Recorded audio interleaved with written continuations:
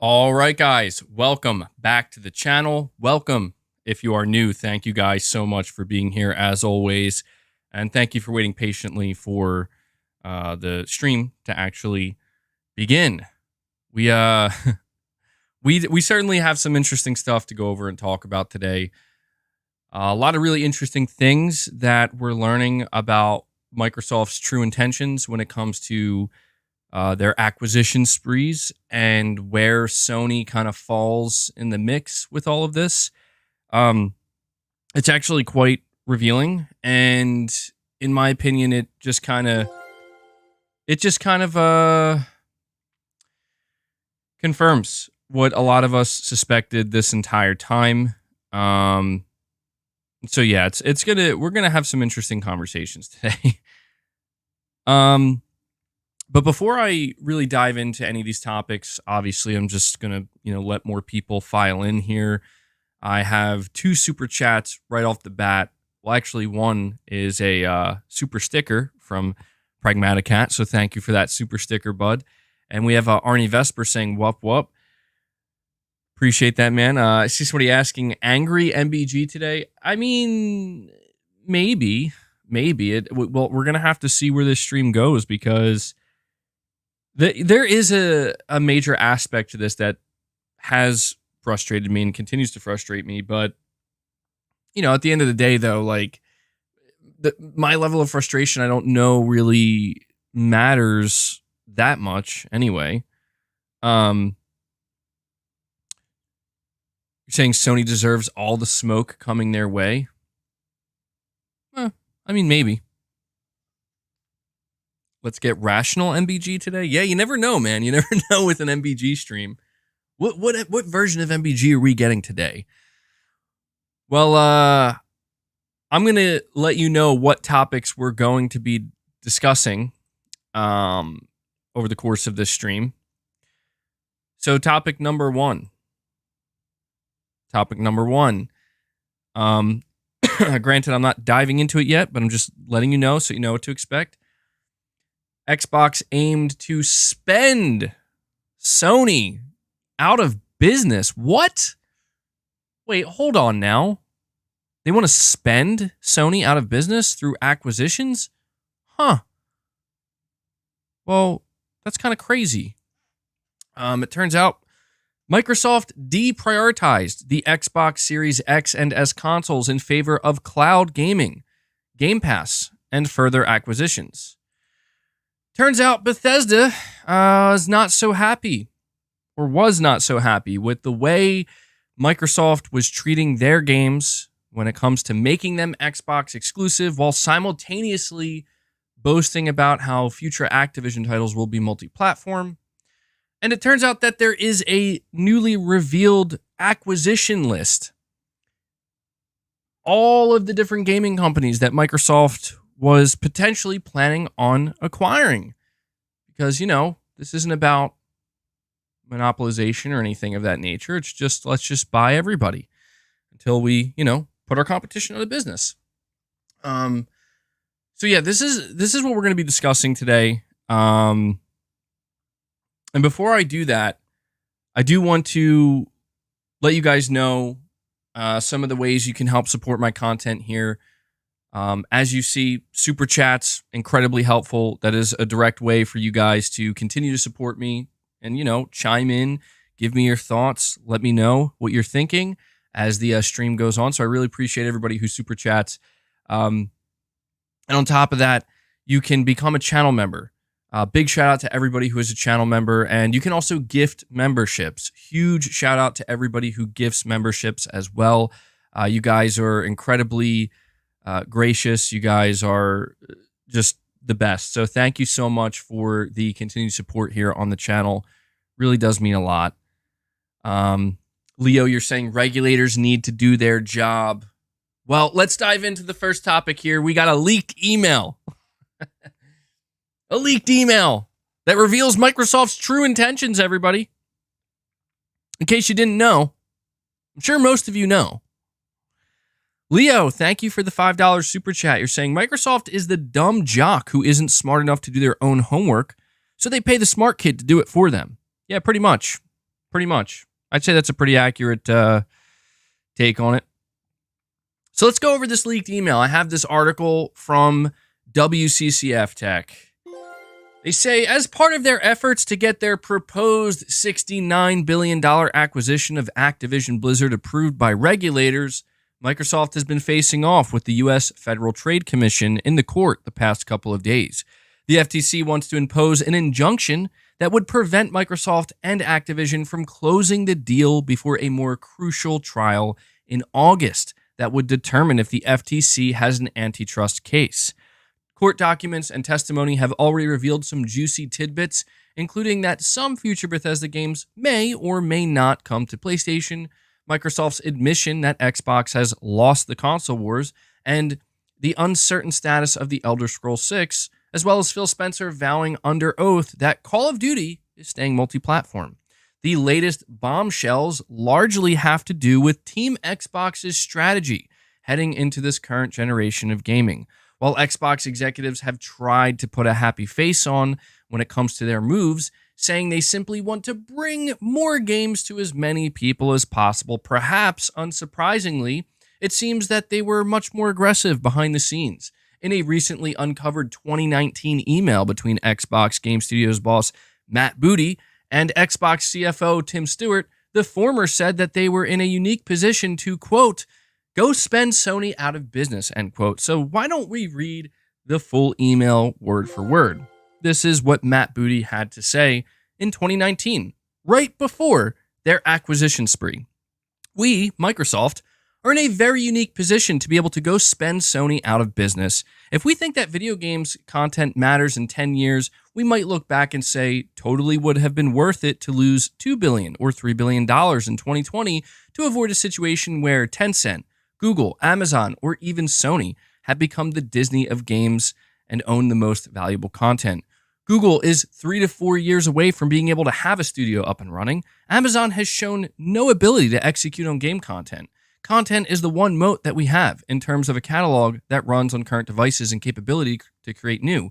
Sony is really the only player who could compete with Game Pass, and we have a 2-year and 10 million subscriber lead. That is the entire quote from the head of Xbox Game Studios, Matt Booty. I think the most telling thing he said is that we are in a position to spend Sony out of business. Yikes. Yikes. The article continues saying, so yeah, we can officially disregard Microsoft's lines that buying up endless studios was just about increasing access to games or any other high-minded goal. That said, a lot has changed in the past 3 or 4 years. Google and Amazon are no longer in the running at all. Opposition to Activision Blizzard, the Activision Blizzard purchase, has put a kink in Microsoft's acquisition plans, and Game Pass has not been the success the company has hoped for. Speaking of Game Pass, a newly revealed email between Phil Spencer and Tim Stewart reveals something else many suspected, that Microsoft purposely de-emphasized Xbox Series X and S production in favor of a focus on Game Pass/cloud and acquisitions. And so Phil Spencer's email says, from a strategy perspective, I believe in our trade-offs for cloud and content in gaming over console volume. I would obviously love to invest in all unconstrained, but I completely support the trade-offs we are making. I realize there are a ton of decisions on spending, COVID-19's impact on gaming releases, Xbox Game Pass content investments, etc. I believe in the trade-offs we are making for our long-term goal, but there are near and mid-term consumer engagement and console unit volume trade-offs. So, yes, very, very damning evidence indeed. Regardless of what people might tell you, you're going to get people who come out here and they say, oh, well, this is obvious. This has always been obvious. And they're just going to pretend the whole time that everybody has just acknowledged that Microsoft's intention is to literally spend the competition out of business. When in reality, we all know what has been said and pushed and the narratives that have been written over and over and over again by certain groups of people. Capono, you're saying MBG thinks this is a gotcha statement. No. Here's the thing. I am well aware that Microsoft's lawyers will likely find a way to, change, just completely. Oh, well, that's not our strategy anymore. That was in 2019. But this is where I really want to encourage people to use their brains, use their common sense. Okay? I don't give a shit whether Microsoft wins or loses this battle against the FTC. I really don't care. This proves this proves that everything I've been saying and that many of you guys have been saying this entire time is completely fucking true. And that is that Microsoft has only one intention, and that is to buy our way to victory. And if our fucking competition can't keep up, well, screw them. Peace. Oh, so a monopoly? No, Josh. Come on, man. What do you mean a monopoly?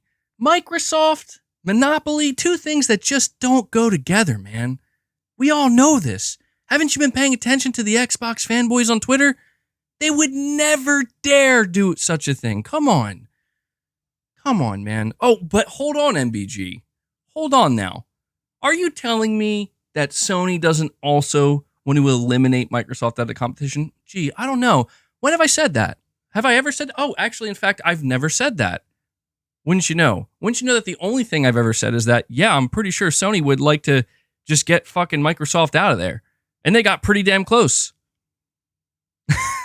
But it's okay. It's okay, because here's the thing. The difference between, I guess me, not to make it about me, but just pointing out here, the difference between me and a lot of other people is I'm willing to acknowledge that Sony is not a good guy. Okay, Sony is a multi-billion-dollar corporation. They want your money. They don't want to be your friend. But, you know, they have to keep up their optics as well. But I will give Sony this. You see, that's the thing, is people want to believe that if you acknowledge that Sony is a multi-billion-dollar corporation, they're not your friend, they want to make profit, yada, yada, yada, they want to eliminate the competition, we can acknowledge all of these things. We can acknowledge all of these things, and we do acknowledge these things. But there's more to it than that. And you see the disingenuous nature of people when they come out and they just completely ignore everything. Well, you know, Sony bought their way to the top. Oh, did they? Oh, you mean because they bought some third-party exclusives. So that's how Sony made their way to the top. That's why Sony's number one today, because they paid for some third-party exclusives over the past couple of generations. Well, what else? Is that all they did? In fact, is that the bulk of what they did? Last time I checked, the bulk of what Sony has done the past, I'd say probably 10, 11, 12 years or so, and yeah, you know, probably even going back to the end of the PS3 generation, is double down on their studios. Double down on new IP creation. Double down on investing in a pipeline of single-player games. Putting quality games out consistently. And yeah, recently they've bought some studios as well, but can you blame them? I don't think so. Just like we couldn't blame Microsoft for buying 5 studios in 2018. I thought that was a good thing, right? It's an investment. It's been made clear what's going on here. Arnie Vesper, you're saying, I appreciate your appreciation for my appreciation. That's much appreciated, Arnie Vesper. Really appreciate that, man. So, the truth for Microsoft right now is a harsh one. The truth for Sony right now is also a harsh one. The truth is, as I've been saying and I will continue to say, Microsoft failed. They have nobody to blame but themselves. During a time like this, we see nothing but people pointing the finger at Sony. It's Sony's fault. It's Sony's fault. Sony deserves what's coming to them. Yada, yada, yada. And everybody just ignores certain facts because it's convenient to do so. It's convenient and it's easy to ignore the fact that Sony actually was the one putting out games consistently from their own studios. Not buying publishers. Investing in new IP. Actually trying. That's the point. Actually trying and succeeding. Doesn't mean Sony's perfect. Doesn't mean they're innocent. It's just a fact. And people don't want to acknowledge that. Because the only thing people want to do is sit here and talk about, but what about the third-party exclusives? What about them? I'm sorry, has Microsoft not partook in this exact same business practice? They have. They did.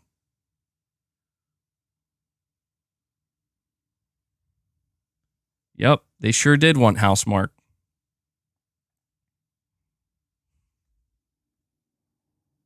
Microsoft fucked up, man. So now the industry, HAA says, so now the industry has to suffer for Microsoft's failure. Well, depends on how you look at it. I mean, a lot of people are in favor of this acquisition, and I said over and over and over again, practically sounding like a broken record, I said, Microsoft is pulling the wool over everyone's eyes. And how are they doing that? They're doing it through Game Pass. Because if you're a consumer, what is the downside to Microsoft acquiring Activision Blizzard? If that means future Activision Blizzard titles will be on Game Pass. So from a consumer perspective, I can see how tantalizing that seems. Like, yes, that seems like a great thing. But you see, that's just it right there. It almost sounds a little too good to be true, right? Like, surely this means something bad's going to, like, it just sounds too good. What's the catch? There's always a catch. What's the catch? The catch here is if Microsoft successfully gets Activision Blizzard, their plan is effectively going to be a success. And that plan is to basically attempt to monopolize, at the very least, the early stages of monopolizing the subscription/cloud-based market. The very thing that the CMA said, this is why we're blocking your merger. Because we're not stupid. We see where you guys are headed. We know what your long-term plan is. And just because every other regulatory body doesn't really seem to care to look that far ahead, doesn't mean they're wrong. They're not wrong. And you know what? Even at a time like this, when Microsoft gets a leaked email from an executive literally saying word for word, we can spend Sony out of business. Don't people understand what Microsoft's endgame is here? No, they don't, because they just want to say, oh, well, Game Pass. Right? And that's fine. Like, if you think that's where this all leads, just you and Game Pass and unlimited amounts of games for a cheap price, you're fucking delusional. I've tried to explain to people that Microsoft dropping $68 or $69 billion on Activision Blizzard, this is something that they're going to have to recoup that money. What happens? So let me read this part again here. Sony is really the only player who could compete with Game Pass. And we have a 2-year and 10 million sub lead. So what Microsoft is saying is that they basically have no competition with Game Pass. They have no competition, right? Earlier in the email, they talk about spending Sony out of business. It is, listen to me, it could not be painted more clearly. It's literally right there in front of everybody's face. Microsoft wants to monopolize. They want no competition. They only see one potential competitor. That is Sony. And they want them out. They want them gone. Not by making better games than them, by out fucking spending them. Microsoft is fucking trash.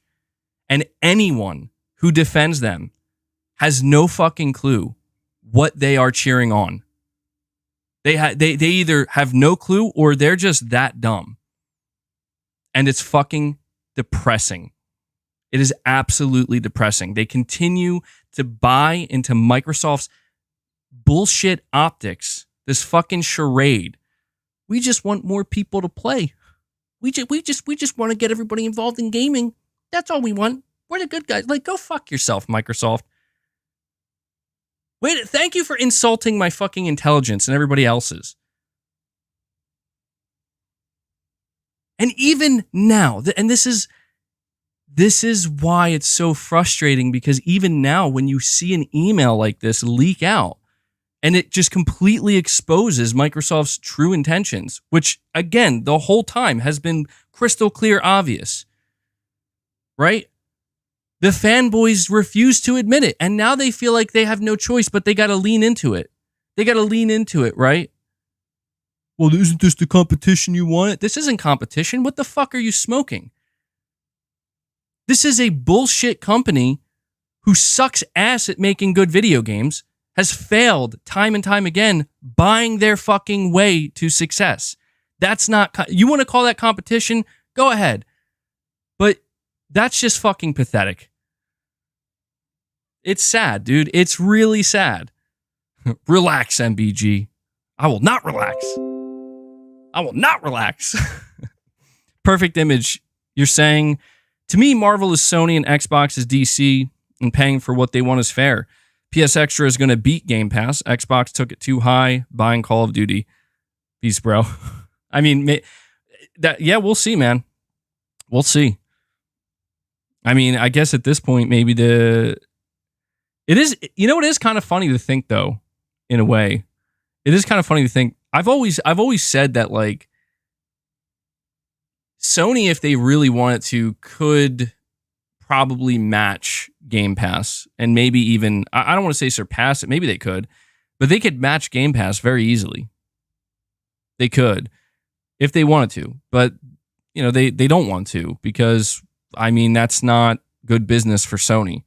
If they tried to match Game Pass, it would probably put PlayStation out of business. Huh. Weird how that works. Sony will definitely have to fight harder for your dollar. No doubt about that. No doubt about that. I mean, that's the thing, is like, I can sit here and I can give my opinions, and my opinion, you know, again, is I think it, like, Microsoft is just truly weak, man. MBG, this is not competition, it's a hostile takeover. Well, yeah, because you have to think about it like this. People talk about, well, you know, if Microsoft successfully gets Activision Blizzard, that's just going to level the playing field, right? No, it's not going to level the playing field. Not in the way that it should. I mean, financially, it'll probably level the playing field. How much money Microsoft will make from Activision Blizzard? Yeah, potentially. Probably do more than level the playing field. But I just think it's kind of wild that you know, people seem to have this idea in their mind that Microsoft's plan is to just stop with Activision Blizzard. That's not their plan. Microsoft has a list of 100 potential gaming companies and publishers and studios that they would consider buying. Two of those publishers, ironically enough, are one developer, well, I guess they're both developers. Microsoft wanted to buy Bungie back. That was at the top of their list. They wanted to buy Housemarque. So if you're wondering why Sony went after Housemarque, they went after Bungie, because they were being targeted. They were being targeted by Microsoft.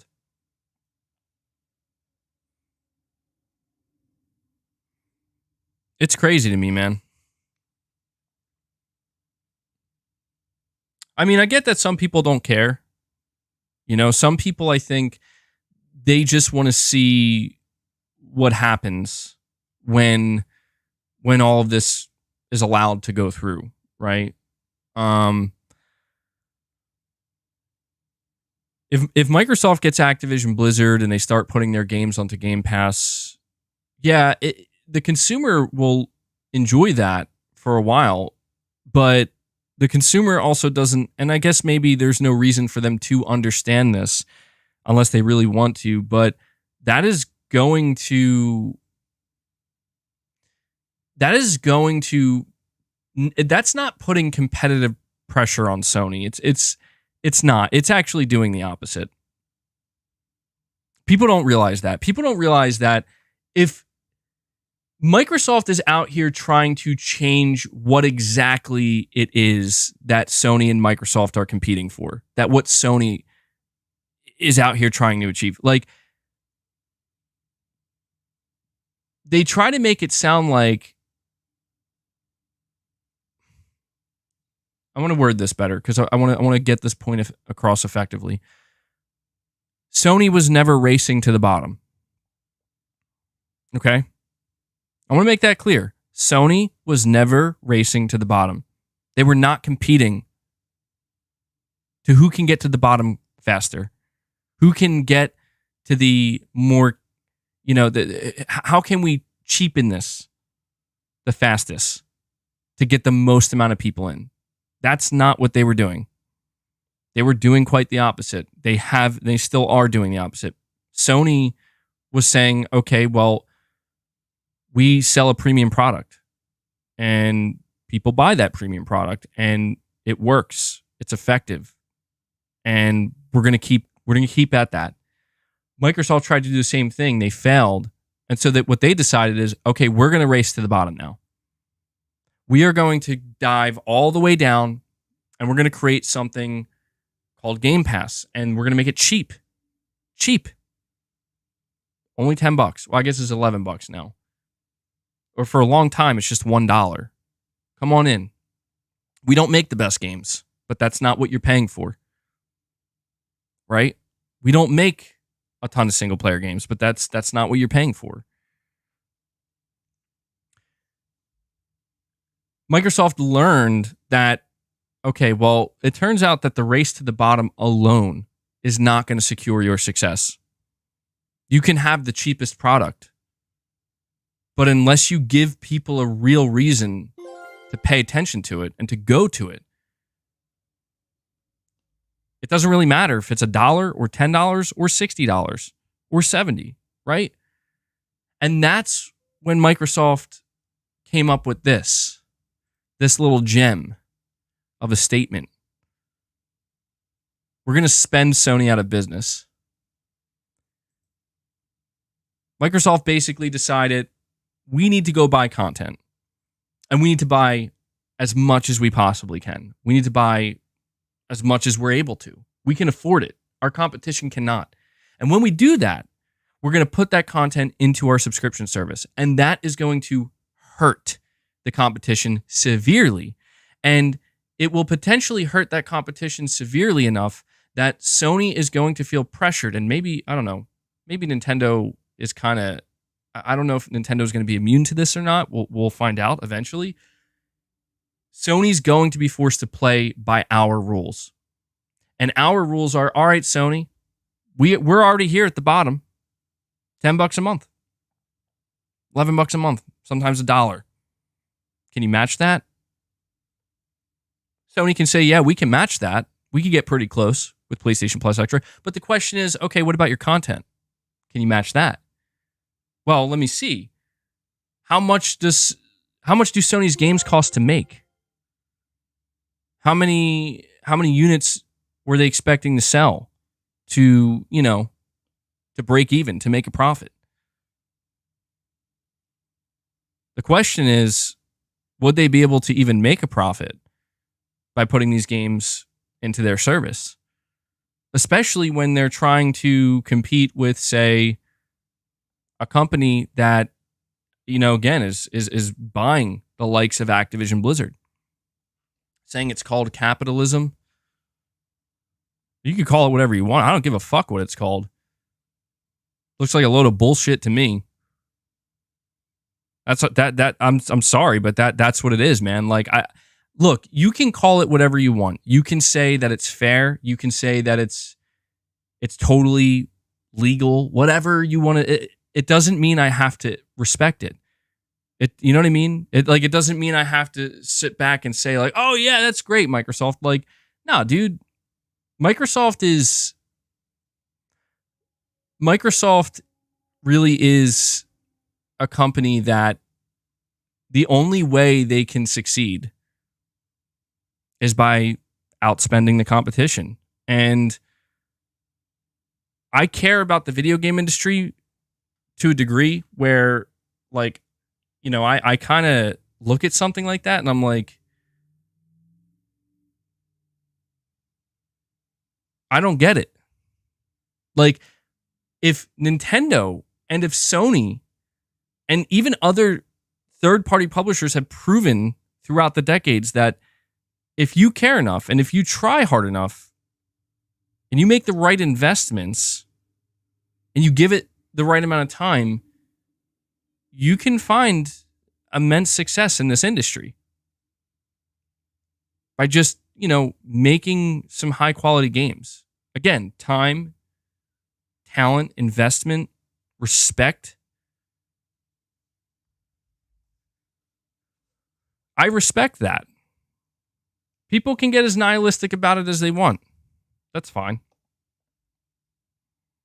Jerome, you're saying if and when the deal goes through, I would put 1,000 on it that PlayStation will show everything at a September showcase and would guarantee a showcase. LOL. Well, they're going to have to. I don't know that it would be in September, but yeah, Sony's gonna. If this deal goes through, Sony's going to have to absolutely step on the gas, big time, because if it's not that you have to understand, when Microsoft gets Activision Blizzard, Sony's going to lose a pretty significant chunk of market share basically overnight. And that's the point. That is the point. That is what Microsoft wants to do. Microsoft has no intention of trying to chip away at Sony's market share and slowly, methodically, effectively chipping their way at that until they basically carve out a massive chunk. That's not the point of this. The point of this is to eliminate a large chunk of Sony's market share overnight. And that is exactly what will happen with this deal. And that's where it's like, that's how it begins.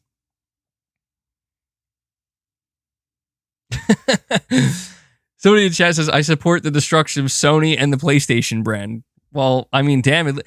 I can at least respect the fact that you're not hiding it. You know what I mean? I disagree with you wholeheartedly, but at least you're being honest about it. And that I just want to see the destruction of the PlayStation brand. It really is the people that try to walk this kind of like, they're on like this high wire act where it's like, bro, it's right across your forehead. You know what I mean? Like we know what you want to see, and that's fine. I can respect those who are just like, look, I want the chaos. All right. I want the destruction. Bring it on. It's like, all right, it's a bit nihilistic, but I can at least respect it. The honesty in it. Oh man. Zeno76, you're saying if Xbox wants to demonetize Sony, they should make all their games multi-platform first. Only then do they have ground to stand on. Well, yeah, that's where, if we look over here, Bethesda boss unhappy with Xbox exclusivity email shows Bethesda boss Pete Hines isn't happy that Microsoft is forcing the studio's games to skip the PS5 according to internal emails unsealed during the ongoing Microsoft Activision versus FTC court proceedings. Hines quizzed Xbox boss Phil Spencer about the announcement of Call of Duty remaining multi-platform following Microsoft's acquisition of Activision Blizzard and wanted to know why Bethesda games were being treated differently. Hines first emailed ZeniMax and Bethesda leadership, including Todd Howard, a snippet of Microsoft's announcement regarding the Activision Blizzard merger and Call of Duty's multi-platform status. Hines seemed annoyed and wanted to know why Bethesda wasn't given a heads up about the deal and why Activision's handling is the, quote, opposite, end quote, of how Bethesda is being handled. Hines then reached out to Phil Spencer via an email that was milder in tone than the one above, expressing his surprise at the announcement while reiterating that Bethesda was told to do the opposite of what Microsoft wants Activision Blizzard to do, especially with Call of Duty. This email is particularly interesting in light of Pete Hines' deposition, during which he claimed that keeping Starfield exclusive to Xbox consoles was the right thing to do from a development standpoint. And so, again, you can just see it you can see it for what it is, man, where Bethesda didn't like that right out of the gate. Bethesda's like, yo, how come you're treating Activision differently? It's like, dude, look at the company that you sold yourself to. What do you expect? They don't give a shit. They're here to control you and use you. They're not here to respect you. Look at this company. This company couldn't respect developers and development teams or even their own fan base long enough to fucking carve out enough market share. What makes you think they're going to respect you? They don't. They're here to use, they bought you to use you. And that's fine. Again, like, people are going to say that that's capitalism, that's fair, and that you're right. But this is where it's like, at the end of the day, I'm tired of people throwing out these terms as a justification to just dehumanize every aspect of the fucking video game industry. Like, I don't know about you, but I like to believe that when I'm buying a video game that looks like there was a lot put into it and it looks good, that, you know, there's some humanity behind it, just a little bit. Like, I'm not dumb enough to think that it isn't about money at the end of the day. I know that it is. But to me, this is just so hollow and soulless. It's disgusting. And that's why I truly feel like I am just completely against. I'm just completely against the people who are cheering this on, because it's like, you don't understand, like, you're cheering on for something so fucking hollow and miserable. Xbox gonna buy MBG. Yeah, bro, they're gonna walk in and be like, MBG, how much you want? I give them my number. It's like, dude, the next fucking day I talk about a stream being like, Xbox is actually the best, and it's just like my entire room's all decked out in Xbox, Microsoft stuff. I'm wearing green. I got like a shrine to Phil Spencer behind me. That'd be great. Supremacy 101, you're saying, didn't I tell you the last time we broached this subject? Their intention is to ultimately buy out the industry. It's been that since the beginning. But let blind tell you it's all fear mongering. LOL. Yeah, that's the thing, dude. Supremacy, you're hitting a nail on the head here, man, and you're not wrong. And believe me, I'm not going to sit here and say that I don't want to talk about this, because that's disingenuous. Like, it's obvious. If you don't want to talk about an MBG, don't set up a stream talking about it. I guess what I mean to say is that out of all the things that are relevant to PlayStation right now, it's just very unfortunate that this has to be the most relevant. And, you know, and that's the thing. Supremacy is, you're right. That's what this has been about from the beginning. It's about buying out the industry, man. And I'm tired of people like bringing up the argument like, what, you think Sony wouldn't do it if they could? It's like, dude, that's not the point, man. The point is Sony and Nintendo can't. And that the only other companies that can are not established. That's the point. That is the point, man.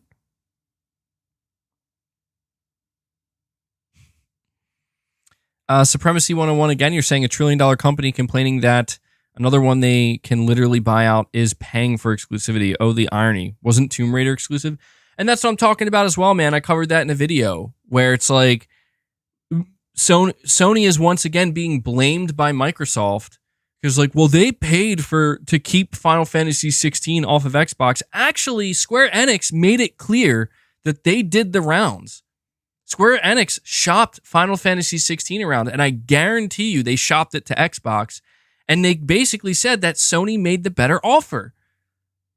I'm tired of Microsoft's bullshit lies, and I'm tired of seeing these morons peddle them and create a narrative based off of literal lies. Because that is exactly what it is. It's one big fucking lie. Oh, what? Microsoft can afford $68 billion like it's nothing? right? Saying Xbox turned down Spider-Man. Yeah, they turned down the opportunity to work with Marvel. And then they fucking blame Sony because it's like, well, Sony has Spider-Man. That's what I'm saying. They're fucking snakes, dude. I'm not, and I get it. Like Sony, the difference between Sony and Microsoft, though, is that, again, Sony's not bullshitting anybody. They're not. And that I can fucking respect. Sony's not out here trying to say, we just want more people than ever. No, they're saying, like, we want to fucking sell you a console. We want to sell you exclusives. We got to do this PlayStation Plus Extra and Premium thing because our competition is, doing Game Pass. We're not going to put our games day and date. Like, it's fucking crazy to me that everybody's so quick to fucking destroy and obliterate Jim Ryan, which, again, I think is kind of comical. But Phil's just like, Phil's so great. Phil Spencer. Like, dude, Phil has lied more than anybody. Literally right now in the industry. He's lied more than fucking anybody. That just goes to show, man. It just goes to show. This is what the people want. Well, that's fine. So MBG, you really believe Square? Yeah. Why wouldn't I? They literally said, not only did we get money from Sony, we got marketing and we got development help. Yeah, that's a pretty good that's a pretty sweet deal, man. That's a pretty sweet deal.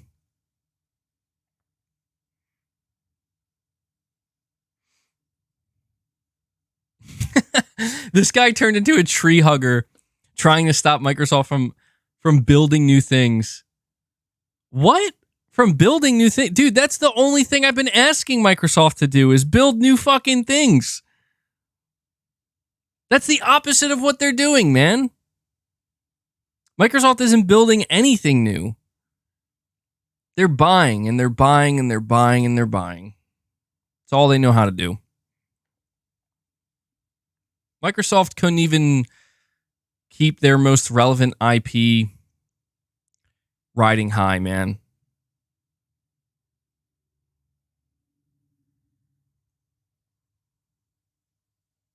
MBG, you were part of the problem for a year since the Activision acquisition. You've been with this mentality and telling people Sony should not acquire to defend themselves. Just invest. Well, it's a tough scenario, man, because it's like, well, a lot of people talk about this like, oh, just accept it. This is what's happening. And yeah, that might be what happens, man. That might be what happens if the Activision Blizzard deal goes through and it's just like, okay, this is the new reality for Microsoft and Sony and the dynamic between them, then at that point, it's going to be difficult for me to be upset with any move that Sony makes after that, because as I said, Microsoft wants to escalate this thing to a level where many believe Sony can't match them. And I don't know that Sony would even attempt to match them, because it's true, Microsoft can absolutely outspend Sony. But Sony's not stupid, they are fully aware that once this goes through, it only goes higher. Like, it only escalates further. This is why when people were saying, like, everybody's making a big deal about what Jim Ryan said when he was like, I just want to block your merger. Like, this isn't really about Call of Duty. I just want this thing blocked. Why do you think that is? It's because Sony's not stupid. They know what Microsoft's end game is here. They know what they're trying to go for, and they know that they're probably not going to be able to match them in any way, not any way, shape, or form, but not if they're able to take it as far as they want to go. There's no way Sony can hang.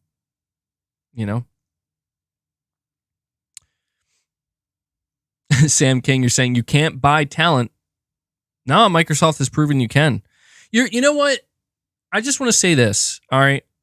And I'm going to read these chats, but I have to say this because this is something that cynical people who just, again, like, I know it's all about the chaos. It's about the tears. Everybody's crying. MBG's crying. I get it.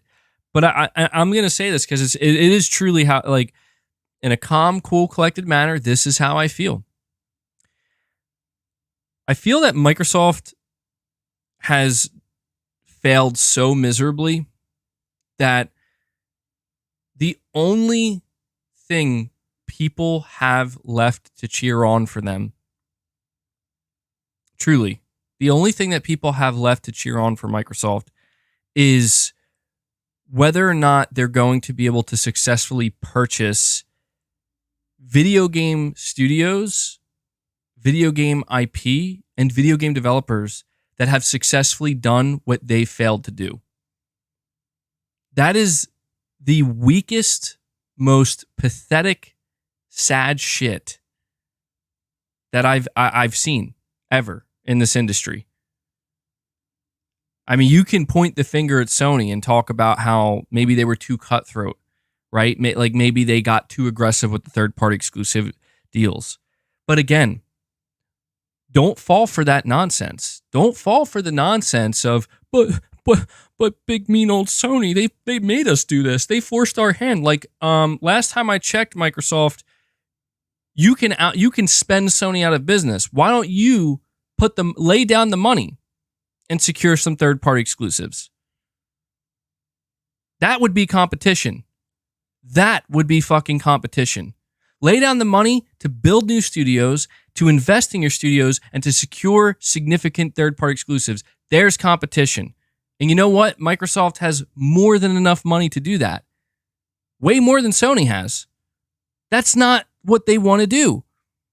They want to buy their way to the top while eliminating the competition. This is not about competition, and that's the point. That is what makes Microsoft so pathetic. Is that interview that we got with Phil Spencer in May truly is the pinnacle of Xbox leadership in 2023. They're fucking weak and they suck. And the only way they can win is by fucking buying competent IP, competent properties and development teams that literally or like have done what they have failed to do over and over and over again. So if people want to walk around and be like, well, I'm okay with that because Game Pass, then that's fine. That's your prerogative. And I'm not going to sit here and say that you should have the same viewpoint as me. Actually, believe it or not, I'm not as closed-minded as people think. I completely understand.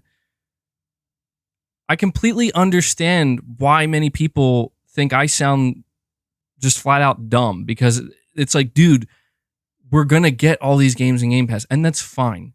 I feel like I have to keep reiterating that over and over again because I know that people, that's the biggest argument they're going to bring out. And I get it. Like, I'm not saying I prefer anti-consumer behavior. I'm not saying that. Obviously, I am pro-consumer. I'm just trying to point out the very obvious potential pitfalls, that this leads to, that the mentality that Microsoft has, it's not driven by pro-consumerism. And that's the point. Like, that's truly the biggest point that I need to try to get across to people, and why they need to think twice. Just like they've always said to me, like, dude, think twice about, like, if you're going to spend $70 for a game, like, is it really going to be worth it? Really ask yourself, why are you willing to pay that much money for it? Like, you just need to take a step back and ask yourself, like, is this corporation, where does this lead to?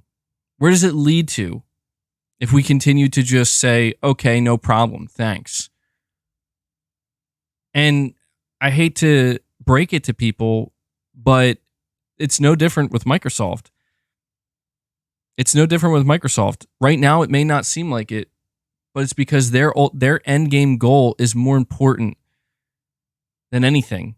And a big part of their end game here is they need people on their side. They need the masses on their side.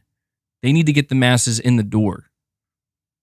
And once they successfully, desperately squeeze this acquisition through, and they go for more and more and more, you wait and you watch and you see where that leads.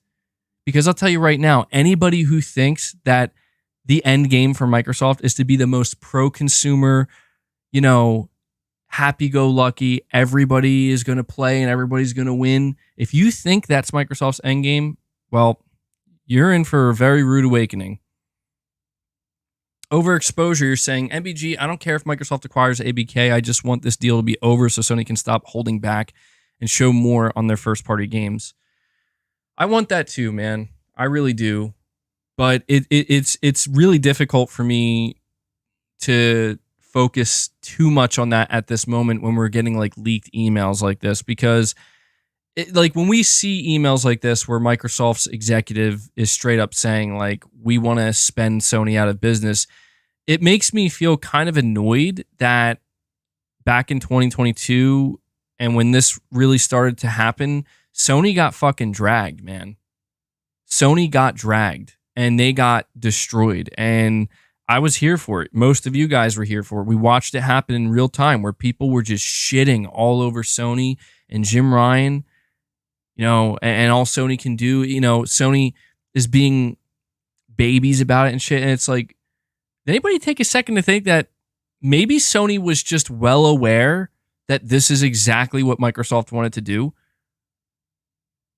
And that's what sucks, man, is it just goes to show that you can't pay attention to the fucking media with this shit. You simply can't. The media doesn't give a flying fuck about you, me, or these companies or anything else. They just care about the clicks, man. That is all it's about. And people came to me when I wasn't in full defense force mode for Sony, but there were times last year where I came out and I basically did say like, dude, Sony should be like, there's nothing wrong with Sony wanting to fucking stop this. And it's for the exact same reason that we're talking about today. Because I said, granted, I will admit, at times I wavered thinking maybe I'm wrong. But in my gut, my intuition always told me like, dude, Microsoft wants to fucking destroy PlayStation. Like just utterly incinerate them. This is not about playing nice. This is the literal opposite. This is about cutting Sony's throat and getting them out of the picture. And when I saw this very clearly, I'm looking at the headlines, I'm looking at the discourse and the conversations that are happening online, and they're all just focused around one thing, and that is how Sony fucking is they're assholes and they're big babies. And I'm just like, what? I'm just like, what? And so I just, that's why it's really difficult for me to not shine a big light on this leaked email, because it shows the truth, man. And that's all I want people to care about. All right. Like I know people think that this is about, you just want everybody to buy a PlayStation, MBG. You're just afraid of competition, MBG. Trust me. It has nothing to do with that. Like I've been saying for years, like I want to see Microsoft actually compete with Sony. This is not competition. Don't take my word for it. Don't take my word for it. Take the word of the head of Xbox Game Studios. Take his word for it. Take his word for it. Did Sony almost kill Microsoft in Gen 8? Let me ask you, did Sony do it or did Microsoft do it to themselves? You tell me, because again, when I look back at PlayStation during Gen 8, I see a company that basically just said, here's a video game console. We're not going to do the DRM shit. We're going to let you play used games, and we're going to release high-quality exclusives. There you go. That's it. That's all Sony did. That's all Sony did. They made a fucking video game console that prioritized video games, and then they prioritized the development of those video games throughout the entire generation.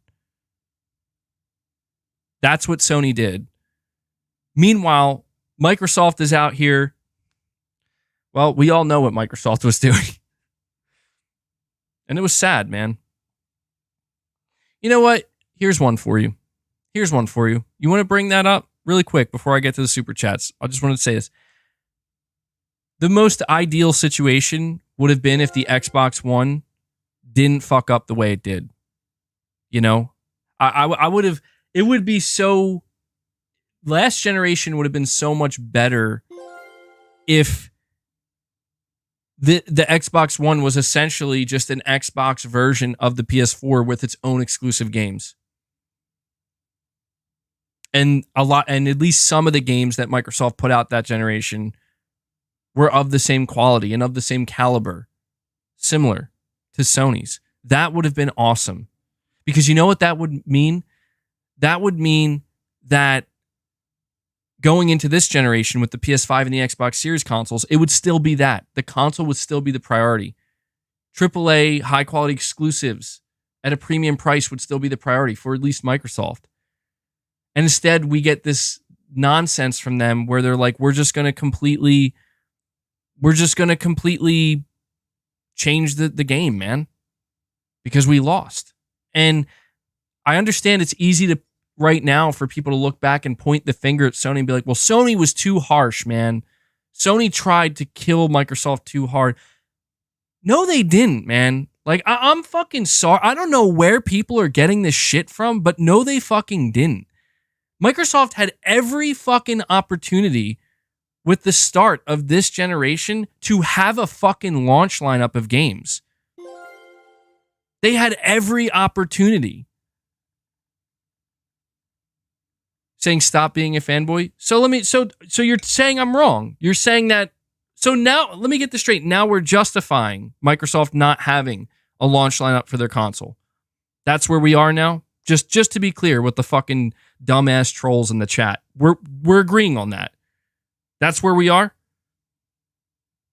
Because that's fucking bullshit, dude.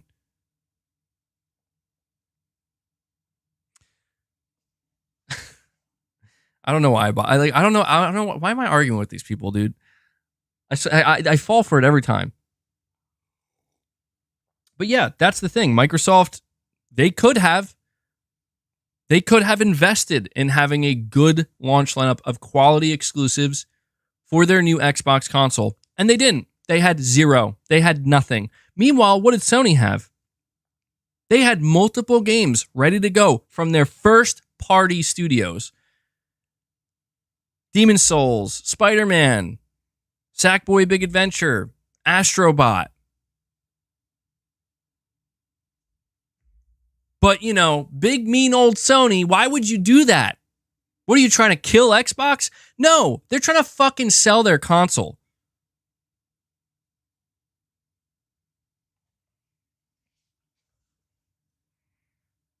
All right, let me see here. Sorry to keep you guys waiting. Disco Cobra 2013, thank you for the 20, man. You're saying, I'm not expecting Microsoft to pull a 180 and start to develop good games. The Game Pass model has made them complacent, I think. They just put games out that are good enough to sell subscriptions.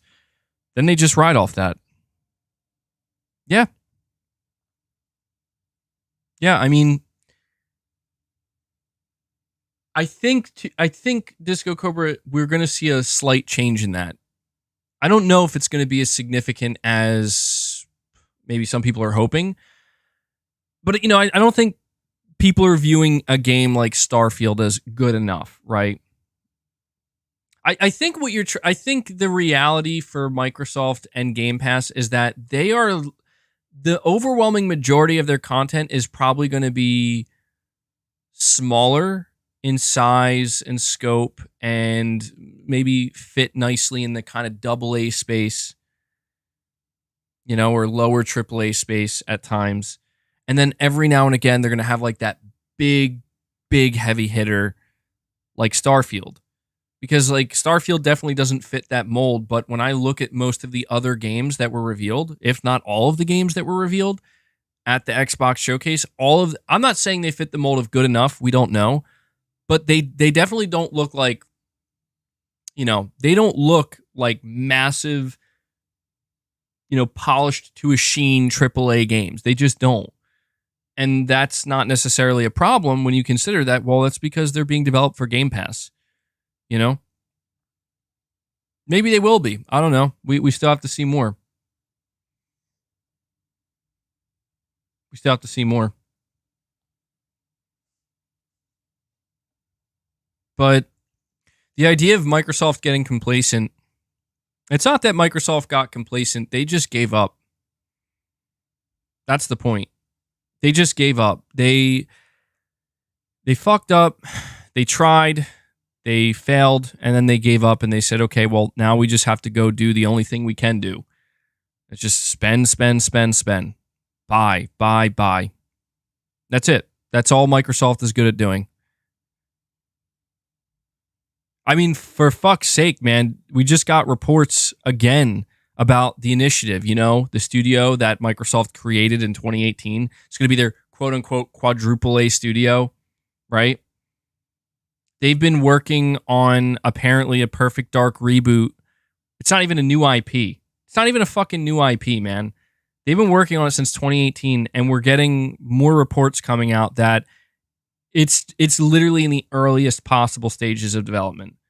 And the turnover at that studio is it's like a revolving door, dude. People are in and out. Now, let me ask you something. What does that remind you of? It reminds me of Halo. It reminds me of 343, where the turnover, the contractors, the vision, the management is fucking garbage. So what do?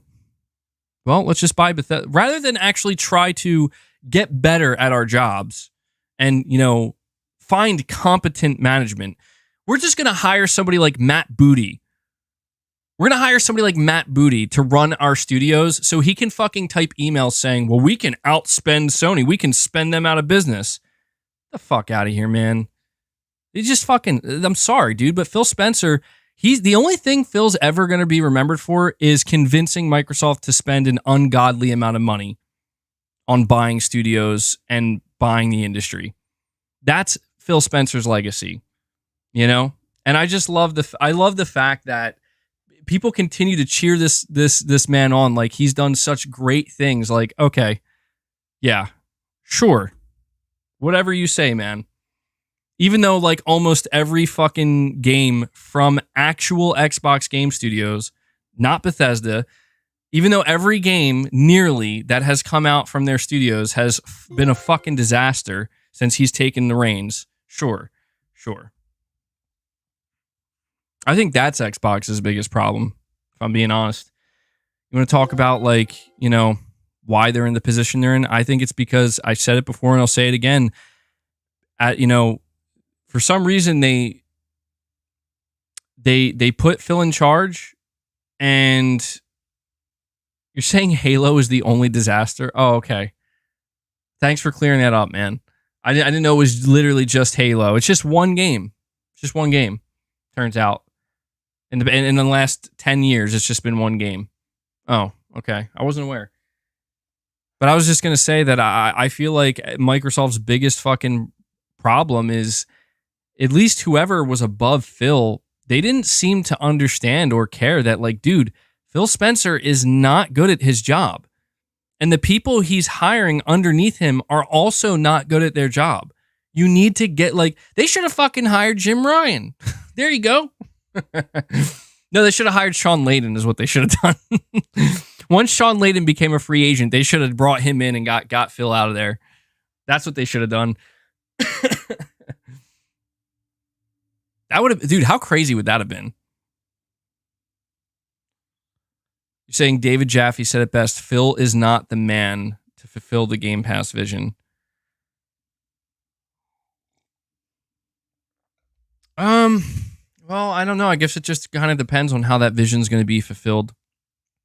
Peter Moore was the best boss for Xbox MVG. That I believe. I agree with that. That man got a temporary tattoo of GTA 4 on his arm to reveal that. And who? There you go, man. They paid for exclusivity. See, they knew how to compete. They knew how to do it.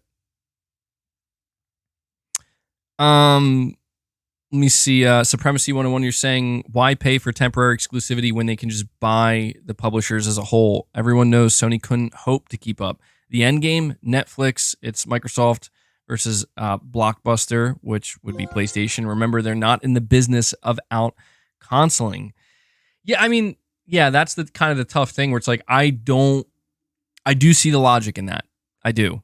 I understand the logic behind why would we just pay for temporary exclusivity when we can just, buy the whole thing and own it. I get that, but it's a good opportunity for me to reiterate that, like, I don't necessarily think that's the worst thing when it's done moderately, when it's done in a way that seems like appropriate. And I feel like, again, Bethesda, to me, that's moderation. That is appropriate. Microsoft saying Bethesda would be great underneath us. And we could, like, even I can say, you know what, Microsoft, you're really fucking struggling over here. You can't manage your studios. You can't get games out the door in a competent manner. And you have a platform and a customer base that they have expectations. You know what? You want to buy Bethesda. You want to make their games exclusive. Okay. I think that's fair enough. And then that's not enough though, apparently. So yeah, I agree. I hear what you're saying, Supremacy. We need to constantly be reminded of that, Microsoft is not in the business of out consoling Sony. That is true. Let me see. We got Zenzo76 saying, would be sad if Xbox kills the industry by accident. Yeah, dude. Microsoft's going to accidentally just murder the entire industry. That would be, I hope that doesn't happen.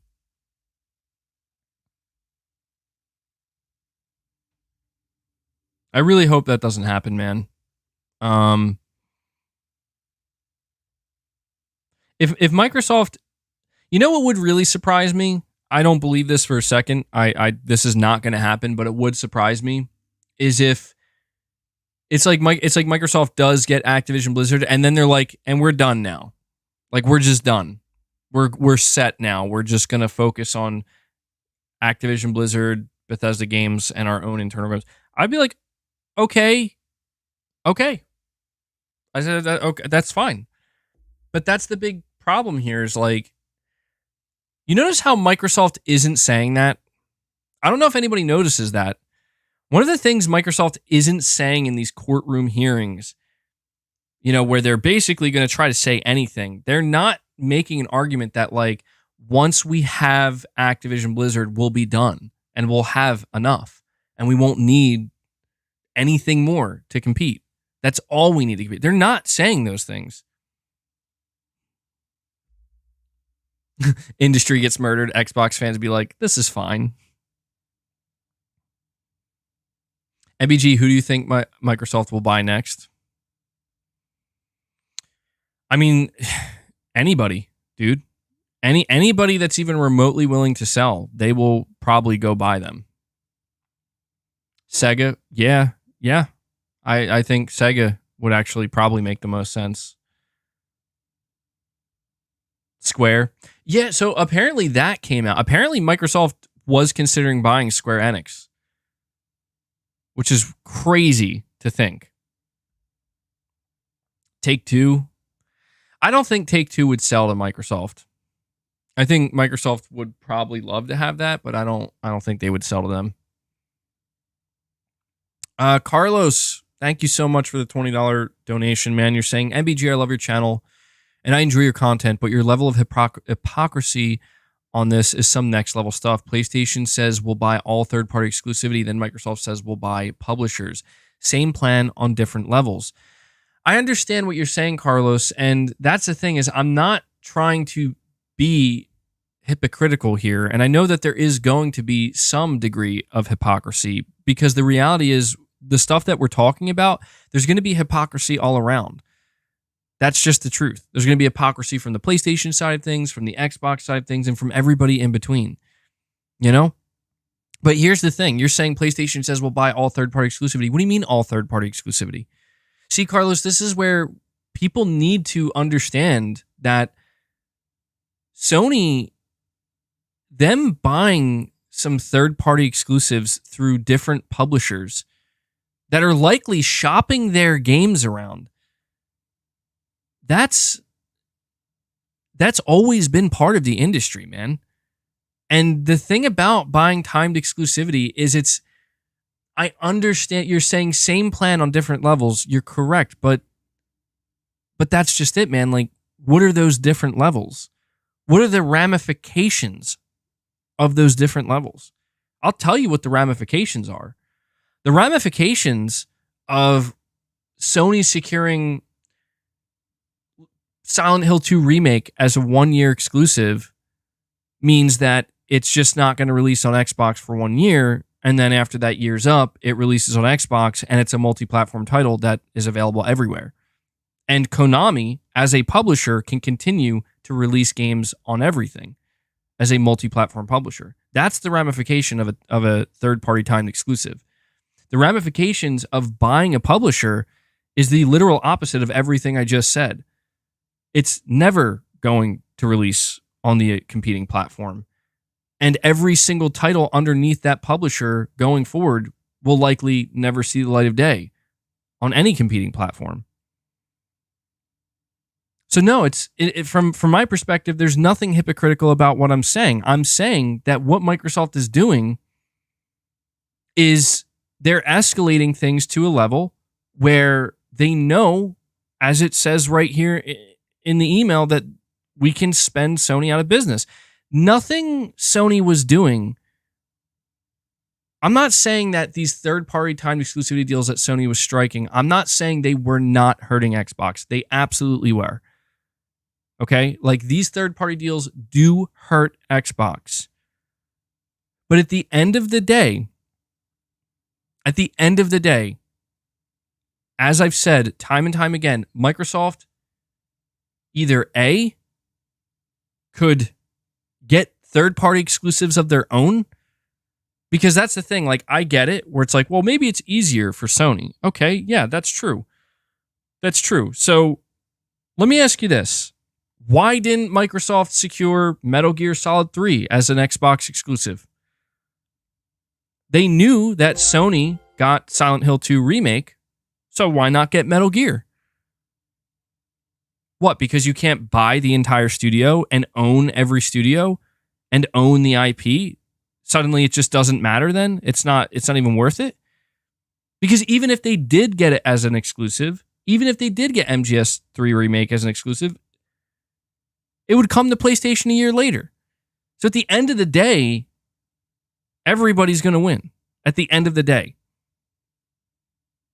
That's the difference between third-party timed exclusivity and buying publishers, is at the end of the day, when you buy a publisher, only one party wins. When third-party exclusivity deals are done, at the end of the day, everybody wins. That's just how it goes, man. And that's why it's like, look, you can say I'm being hypocritical, but I'm not out here saying, well, now Sony needs to go out and they need to go buy a publisher. I'm not saying that. Like, I think that would be pretty shitty. I could understand if they felt the need to do that, but that sucks.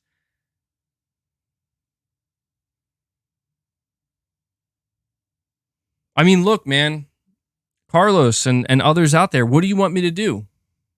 I mean, is that really what this is supposed to come down to? Am I supposed to just say, well, Microsoft just wants to buy publishers and they should be allowed to do it? Is that it? Is that truly the answer? That's it? Just they should be allowed to buy whoever they want. If they have the money, they should just be allowed to do it. Because that's, Carlos, that's the thing, man, is like,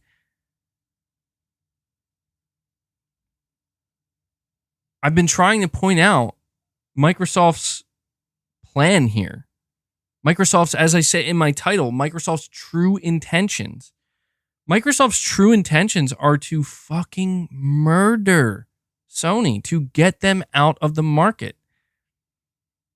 Now, I'm not saying that Sony's intentions are different, but the difference truly at the end of the day is if the way Xbox got basically killed off, the way Xbox died, so to speak, even though they're still here and alive and well, clearly, but in their like darkest moment, it wasn't because Sony tried to kill them. That's the fucking point, man. Like, why don't people understand that? It's not because Sony tried to kill them. It's because Sony almost died themselves. Like, why don't people know? Like, why don't people see that clear as day? Sony almost killed themselves with the PS3 era, and they had to fucking try real hard not to fuck up again with the PS4. And you flash forward to 2016, 2017, Sony's getting ready to release a new IP in Horizon Zero Dawn. You know? Meanwhile, Microsoft, what the fuck? You got Phil Spencer coming out here doing interviews saying, yeah, I don't think single player games are really are people really into those still anymore? Those games are too big and difficult to make and too expensive to make. That's the shit Phil Spencer was saying in 2017, man. I'm paraphrasing, but that's what he was saying. And people want to fucking sit here and tell me, well, Sony tried to kill Microsoft. No, they fucking didn't. No, I'm not saying Sony is a nice guy and they're patting Microsoft on the back and saying, there, buddy, cheer up. Cheer up. You'll get there. No, Sony's probably like, fuck you. We don't care about you. It's business. But what Microsoft is doing now is straight up malicious intent. That's the point. That's why there is no hypocrisy in what I'm saying. There is no hypocrisy.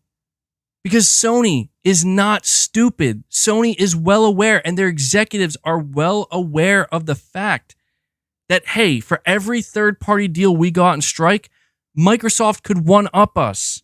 Microsoft could double our offer, or Microsoft could go get their own third-party exclusives. But they don't, and they didn't. And I'm supposed to feel like, oh, well, that sucks, Microsoft. I guess Sony really was mean. I guess Sony really was too mean.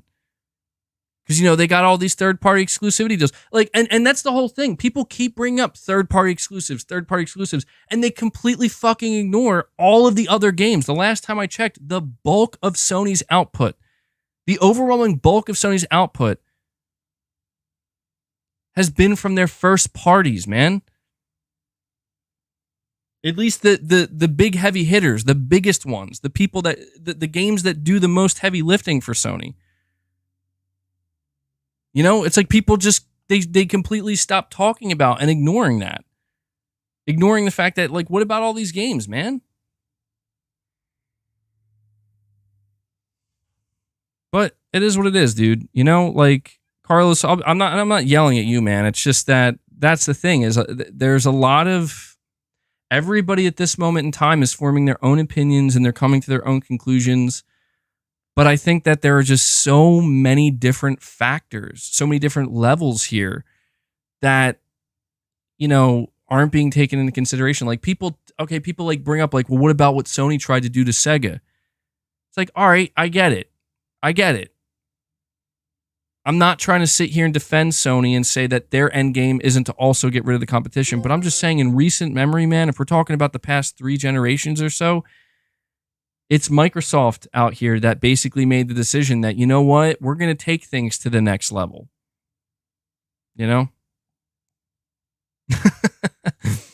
Yes, you are. No, I'm not yelling at Carlos. No, I appreciate the super chat, Carlos.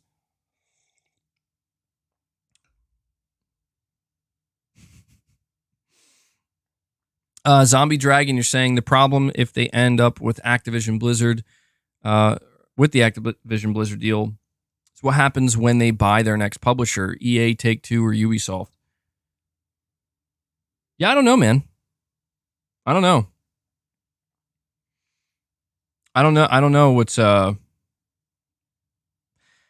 That's a question I wish I could answer, but I don't have the answer to that. I mean, I've seen people tell me that, well, if Microsoft gets ABK, they can't buy anyone else after that. It's over. That's the upper limit. I've seen other people say that actually it's quite the opposite. once Microsoft acquires Activision Blizzard, they basically prove that you can steamroll the regulation. And if you fight hard enough and you get enough lawyers, you can win. You know? Because that's the thing, is Microsoft can basically continue to make the same arguments that they're making now. Everybody's just eating it up. Everybody's just like, yeah, that makes sense. But I saw somebody in the chat saying a moment ago, like, nobody cares, MBG. And that's the sad truth. Yeah, that right there is the sad truth. No one does care. No one cares. And that's why Sony isn't out here trying to play nice anymore in terms of PR and marketing. Like that's why they're just letting Jim Ryan do his thing, because Sony knows no one cares about their business. Sony knows, like, dude, no one cares if this $1 trillion company is trying to fucking spend us out of the market. The only, Sony's got to look out for themselves, and Microsoft's got to look out for themselves. I'm not going to sit here and lie and pretend that I would have cared if Microsoft, fucking got just, if like in 2016 and 17, if they were like, yeah, we're done. Or like maybe a couple years after that, maybe at the start of like the next generation, or like, yeah, we're done. Xbox is done. I would care in the sense that, like, holy shit, I can't believe this actually happened. But I would look at it and be like, well, yeah, you guys failed. You failed on all fronts. So it makes sense why you're gone.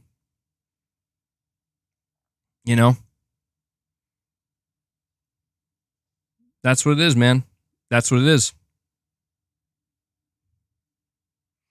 Lone Wolf Gamer, you're saying back in the PS360 era, what made you decide to switch to PS4? Well, when I went from the 360 and then I, carried on to the Xbox One, I was kind of aware of like how much people were like, yeah, the PS4, man, Sony and the PS4. I'll be honest, man, when you look back at the initial lineup of games that Microsoft had, and this is where it's like, I can't explain this. I don't think it's necessary. I don't think it's Sony's fault. Like, I'm not saying Sony, like, it's just the way the I don't know, it's just where the cards fell, I guess, where Microsoft had a pretty damn good like launch lineup for their console. It's just that, unfortunately, they did not put that at the forefront of their console, And some of the games that Microsoft had lined up and that they were showing, it's like, I mean, this is looking pretty good, man. But it was everything else surrounding that, man. It was the fact that the Kinect, the horrifically bad presentation where they talked about TV, Call of Duty, and the dog, the whole thing. And then it was so bad that they immediately fired everybody in charge and they put Phil Spencer in charge. And I, at that time, like, I did kind of feel like, oh shit, this is ending, isn't it? Like, this is over. As like somebody who bought an Xbox One and was playing, I'm like, I think this shit's over. And then, I kind of I was like lightly following gaming news at the time, and Phil Spencer was talking about how, like, they're gonna, they're getting rid of the Kinect and they're gonna double down on their studios and their first party. And I drank the Kool-Aid, like, I believed. I was like, yeah, okay, let's do this. The 360 was fucking phenomenal. You guys had a massive road bump. Like, let's start doing it. And as I'm sitting there, I'm like seeing all the stuff that PlayStation's doing, and I'm like, okay, well, looks like Microsoft has some serious fucking competition. And as I waited for Phil Spencer to deliver and for Xbox Game Studios to deliver, I was getting fucking fed up, man. I'm just like, dude, they're not delivering anything but disappointment after disappointment. Meanwhile, I'm like literally watching games like fucking Horizon Zero Dawn and God of War drop, and I'm like, I think I'm gonna have to go check this shit out because like that looks exactly like what I've been hoping for and waiting for. And I finally did, and I was just like, you know what? I'm done waiting on Xbox. I'm just gonna go. Everybody's telling me, like, dude, you gotta go play these games. I'm telling you, go to PlayStation 4. Do yourself a favor. They're literally doing the stuff you're asking Microsoft to do. And I did, and I've been happy ever since, man. That's the point. Um, you got Crackdown 3 though. I did. No, you got what you mean to say is you guys got my Crackdown 3 rant. That's what you guys got. See, Xbox has delivered something to you that you can enjoy. Ray Hugh, you're saying bye Xbox Street Boys. Damn, dude. My name is Muddy. You're saying the initiative is why you don't build studios. I commend Microsoft for building that studio, and I always will. But I just think it's like, if you're not good at managing the studios you already have, what makes you think you're going to suddenly be better at managing a brand new studio built from the ground up? Like, I bet you right now, if Sony built a brand new studio, I'm not saying they wouldn't run into some roadblocks or some problems. They very likely would. But I have a lot of confidence that Sony would see that studio through and they would be able to competently manage that studio. That I do believe.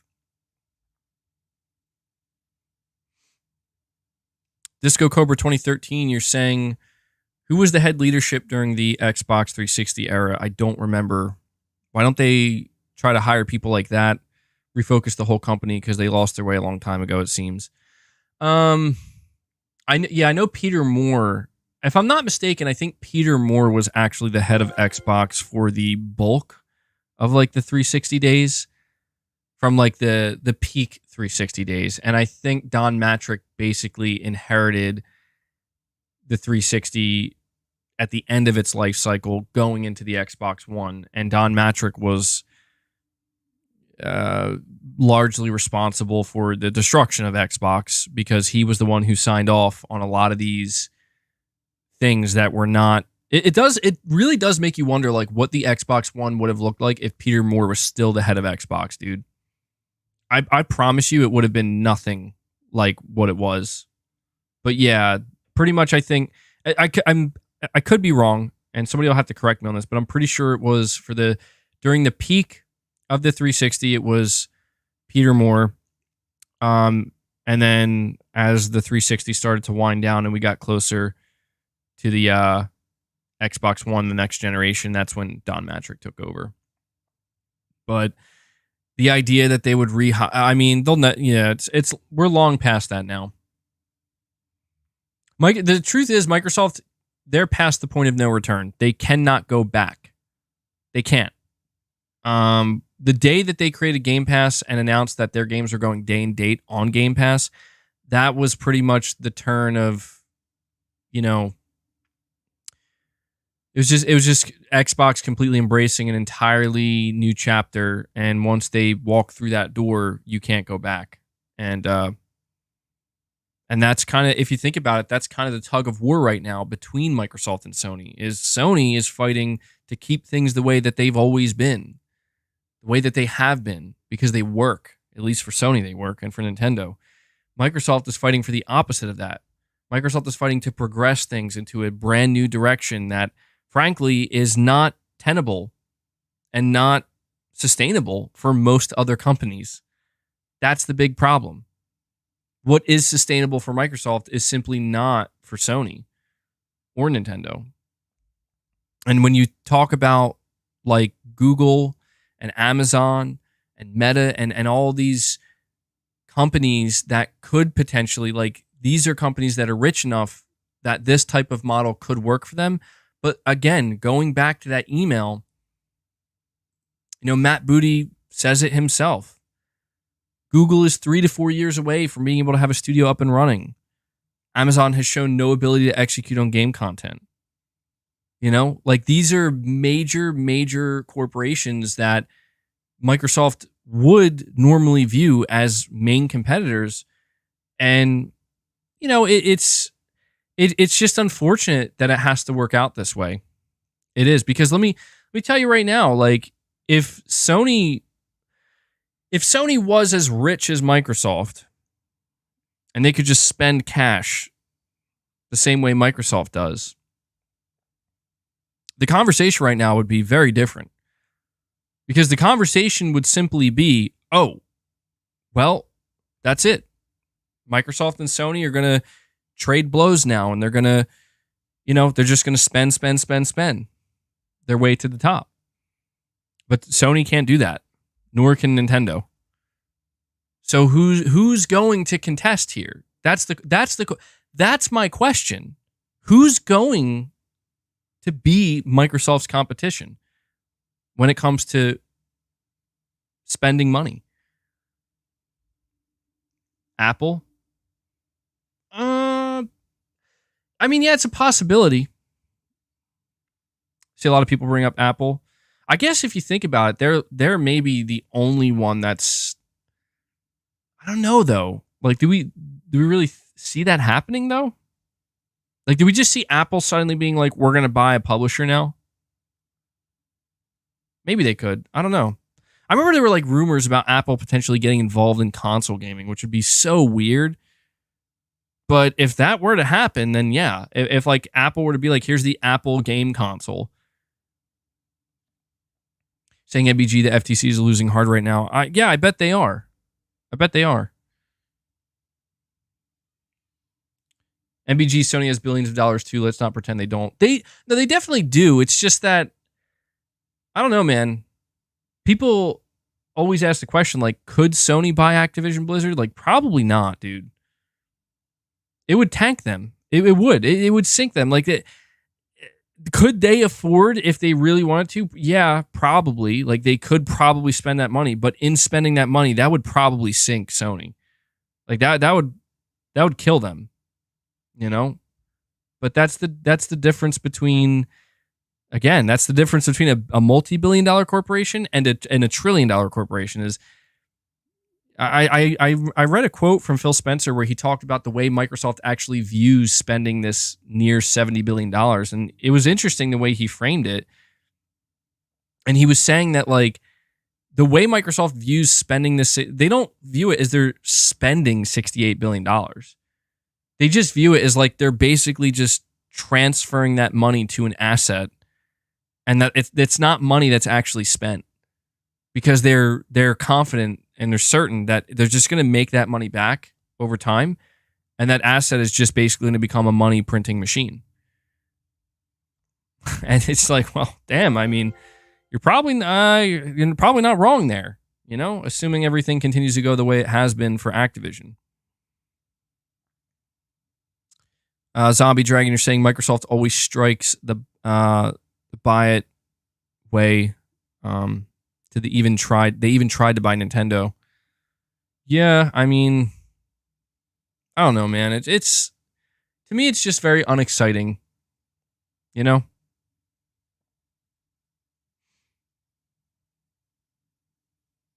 is unfortunate that is the main competitor that Sony has to deal with.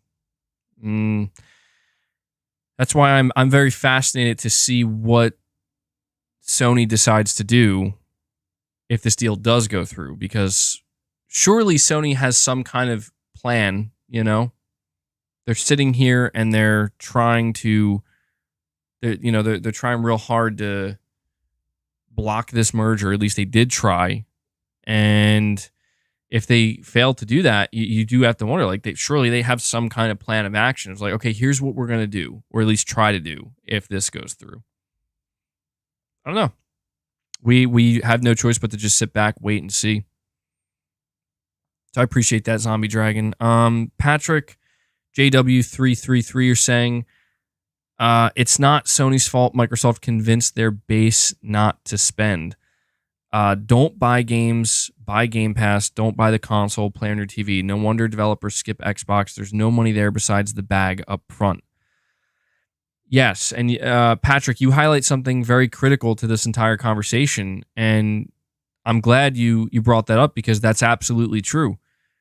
And I totally glossed over that fact. See, even I miss these things when I'm basically pointing out that for all the people who want to point the finger at Sony, saying that Sony's the big, bad, mean bully company that just bullied Microsoft, it's like, no, you're right. Microsoft was the one who started conditioning their player base to not buy games, to subscribe to a service instead, to not buy their console, but to find another way to access the ecosystem. That wasn't Sony. Sony's still doing the opposite. Sony's still saying, "Hey, we want you to buy our console, and we're going to try to give you as many reasons as we possibly can." So you're right about that. And again, it is just, I don't think there's anything wrong with that. I want to make it clear, like, in and of itself, Microsoft choosing to go that route with their strategy is perfectly fine. There's nothing wrong with it. But where it does become wrong is when Microsoft is suddenly trying to blame Sony for their reasoning as to why they did that or are still doing that. And I feel like that's kind of wrong, because it's like, no, like, Sony didn't force your hand here. Like, you made that decision on your own. You know, you didn't have to stop selling. Like, I like right now, I would argue, do you know how many copies of Starfield Microsoft would sell at full price if it wasn't on Game Pass? Do you know how many Xbox consoles Microsoft would sell if they decided to lock Starfield to the Xbox? Yeah, I mean, there you go. And suddenly they would compete with the console, with Sony, and with Nintendo. But, you know, it's like Phil Spencer said, it's not just as simple as if we just go make great games, we're not just going to sell more consoles or whatever the hell he said. So I appreciate that super chat, Patrick. Carlos, you're saying, oh, hold on. I got a couple super chats from you, so I'll just read them all in a row here. Saying, yes, Sony and Microsoft should be able to do whatever they want legally to beat the competition. MBG, let them fight. LOL, keep up the good work, man, and don't let this stress you out. No, to be clear, I know I come off as like really high-strung and stressed. It's just, you know, I bring it here to the show because it's a good place for it to exist, right? So you don't have to worry about it. No, dude, I'm sweating in my bed at night. I'm like, no, Phil Spencer, no, Xbox, no, Starfield, and I wake up screaming. Oh, man. And then, Carlos, you're saying my attitude towards Sony and Microsoft is dance for me, clowns. I mean, that's not a bad... there you go, man. That's not a bad attitude to have. I mean, look, at the end of the day, I am able to completely disconnect from this pretty easily, because that's the thing, man. Is like, I'm not Sony. I don't work for Sony. I'm not I have an investment in Sony. I don't have a stake in them. Same thing with Microsoft. I just try to always view this through the lens of not just an average like consumer or gamer, because I just don't view myself that way. I view myself in a sense that, like, I can understand the business side of this industry, but I understand my side of it a lot better. And the side that I understand is what is speaking to me. Are the games speaking to me? Like, what are the games communicating to me? What are they trying to communicate to me? And basically that's what has led to all of this, right? That is literally at the heart. That is the heart and soul of everything I say, because it's not just about like money. I mean, money is important. Like, yes, I don't like when companies are trying to rip me up. Can you knock it off? You do this every stream, bro. Come on. He always does that. Every time I'm in a stream of thought. But I don't want companies to rip me off, right? Like, I'm going to be consciously aware of how much money I'm spending and where my money's going. But at the same time, I don't like to view it in like money is going to get in the way of what it is I want to play or what mean, you know what I mean? Like, sometimes I do play certain games and I think to myself, like, I don't know if I could put a price on this. I mean, of course, realistically, you can, but I don't like to talk about it in those terms because that's viewed as so basically what you're saying, MBG, is that if a developer has a game you like, they could charge $300 for it and you would play it. It's like, no, I obviously that would never happen and I wouldn't do that. But I just try to view it through the lens of like, you know, what are these games communicating to me? That's really all it comes down to. And that's why a lot of times I'm always very hesitant when I hear about, oh, well, like this game is day one in the Game Pass. It's like, okay, well, I'm not saying it couldn't be great. It could be great. It could be super high quality. It could be one of the best games I ever played for all I know. But what I do know is that you're not asking me for a premium price. And that gives me pause. You know what I mean? It gives me pause. And there have, again, we still see that struggle where it's like, we get these games that come out where they're launching at full price and they're a joke. They're a joke. They're not finished. They're maybe just straight up garbage games, whatever it might be. Or they're just certainly not worth a $60 or $70 price tag. And that can be just as damaging. But I don't know, man. I just feel like the way that Microsoft is going about trying to achieve what they're trying to achieve, it just doesn't flow quite naturally, if that makes sense.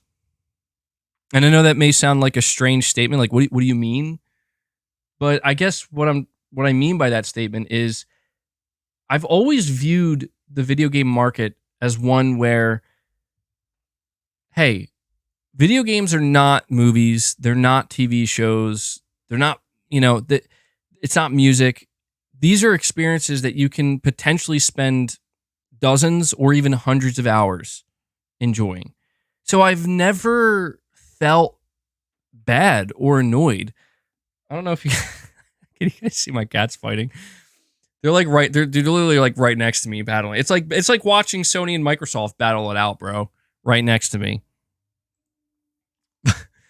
But I've always kind of thought to myself, like, video games are not something that's just quickly done and over with and just a short-lived experience. Most of the time, video games to me are something that can last quite a while and something you can keep going back to and re-experiencing over that length of time. And because of that, I've never had a problem with the idea of like, well, it's going to come at a premium price, $50, $60, now $70, and I just don't mind supporting that. And I look around the industry and I feel like generally speaking, no one has really ever truly had a major problem supporting that.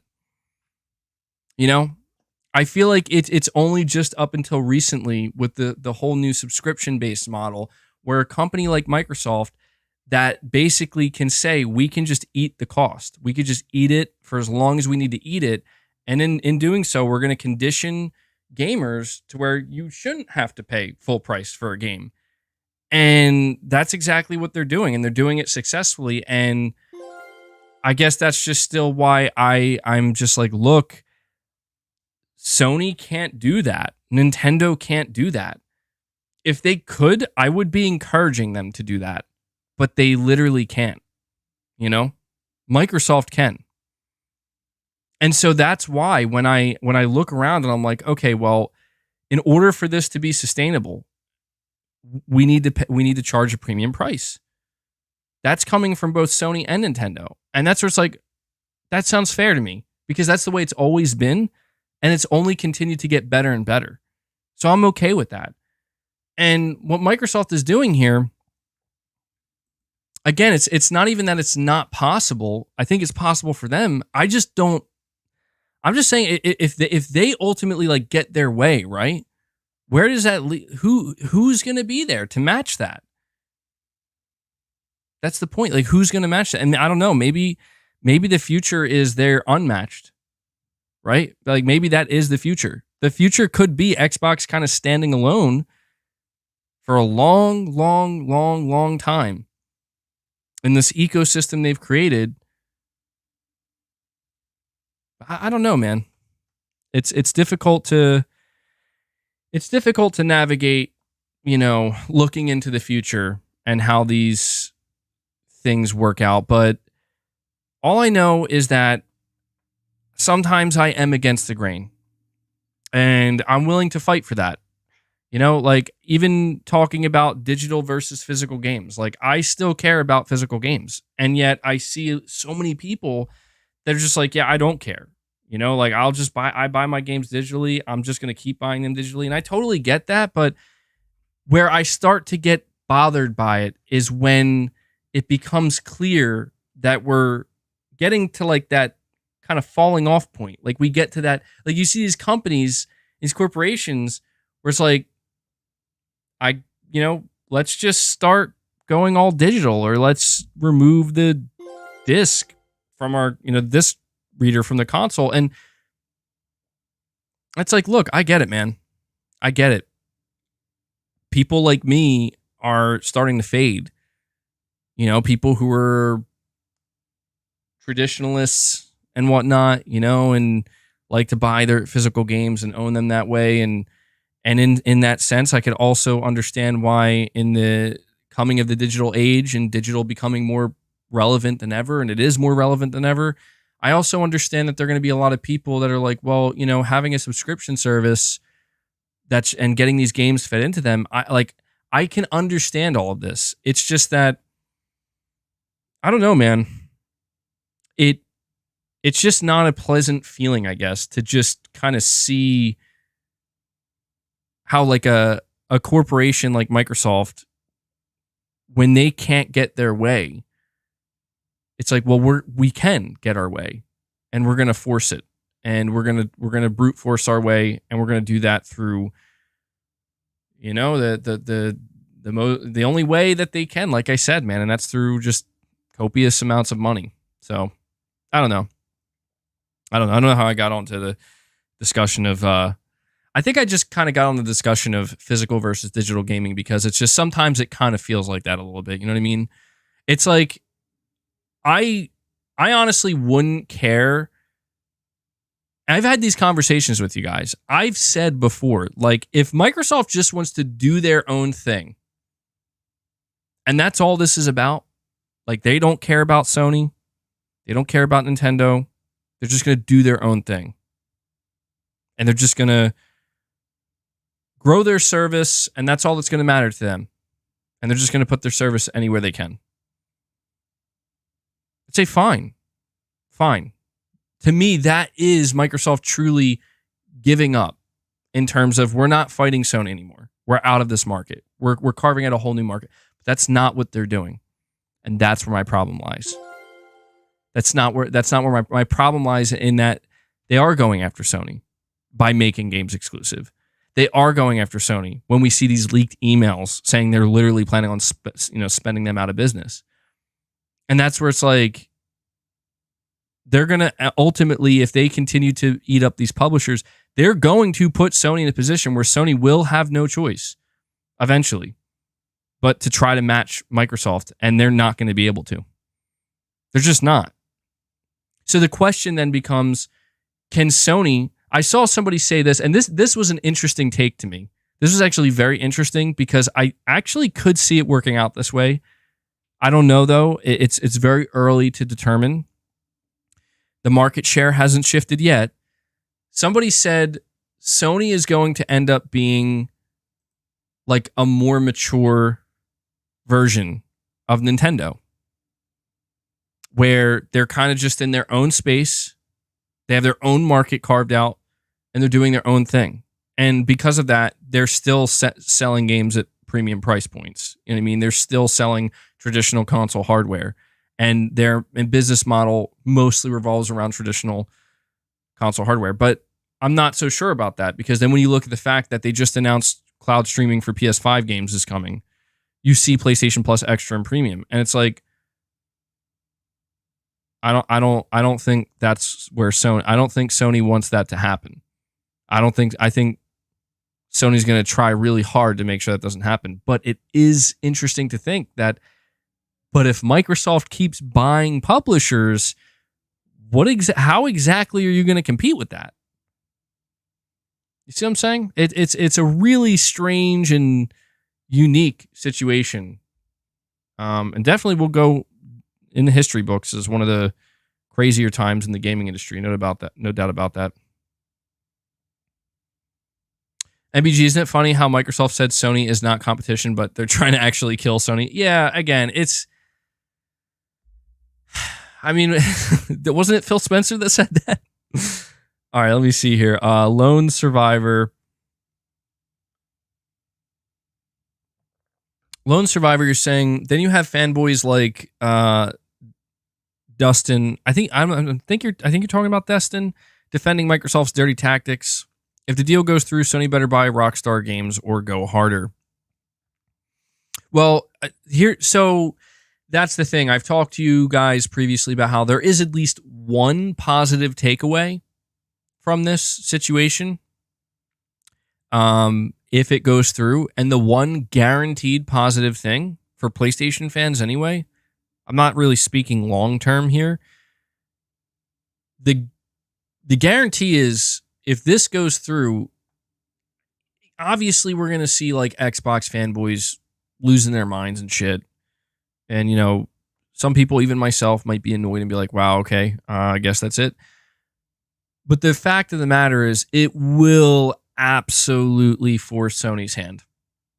It will force their hand. Maybe not like immediately, but yeah, Sony, like I said, man, Sony will have no choice but to step on the fucking gas. I don't know what that looks like from Sony in 2023.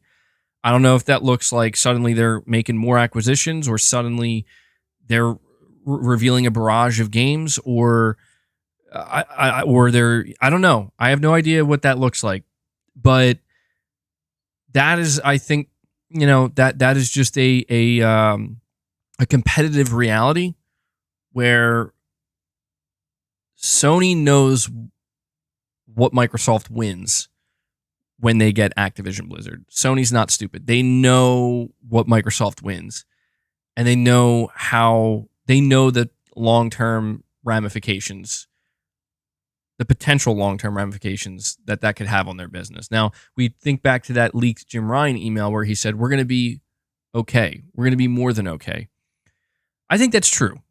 And I think that's just Jim Ryan's way of basically pointing out that, look, worst case scenario, we're still alive and making a profit, and on our own terms. I think that's what. But I think it's obvious that Sony really is not going to just let Microsoft steamroll their way. I don't know. That's the impression I get. But they're going to have to go harder. No doubt about it. And, you know, as a PlayStation fan, I'm not opposed to that. I'm really not. I just wish it was I just wish the circumstances would be different, you know? Like, it kind of sucks that we have to sit back and say, like, if Sony decides to have a big ass awesome showcase, well, I guess technically it would be because Microsoft had a good showcase, but you know, it's also because of the whole ABK deal. Not the most ideal circumstances. Anonymous Boss, you're saying, hit that like button, guys. MBG, well, thank you. Yeah, guys, please hit that like button for me. I'd really appreciate that. MBG, are you looking forward to a PS5 Pro? I am, actually, yeah. Especially, you know, I'm playing Final Fantasy 16. Been putting a lot of hours into that game. And I decided to put it down at the 30 frames per second mode. And it's just, you know, I've like completely readjusted to playing this game at 30 frames. It's not ideal, but yeah, it makes me think of a PS5 Pro. It does. It makes me think, like, you know, if I had a PS5 Pro at this game, I could probably experience this game with this level of visual fidelity at either at 60 frames or much closer to 60 frames.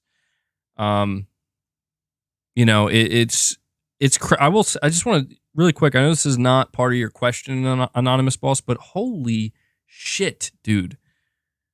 Some of the boss battles in Final Fantasy 16, god damn, dude. Some of the most insanely epic shit I've ever experienced in a game. And I've seen so many people trying to shit on Final Fantasy 16, and I'm convinced, dude, they don't know what the fuck. They're not playing the game.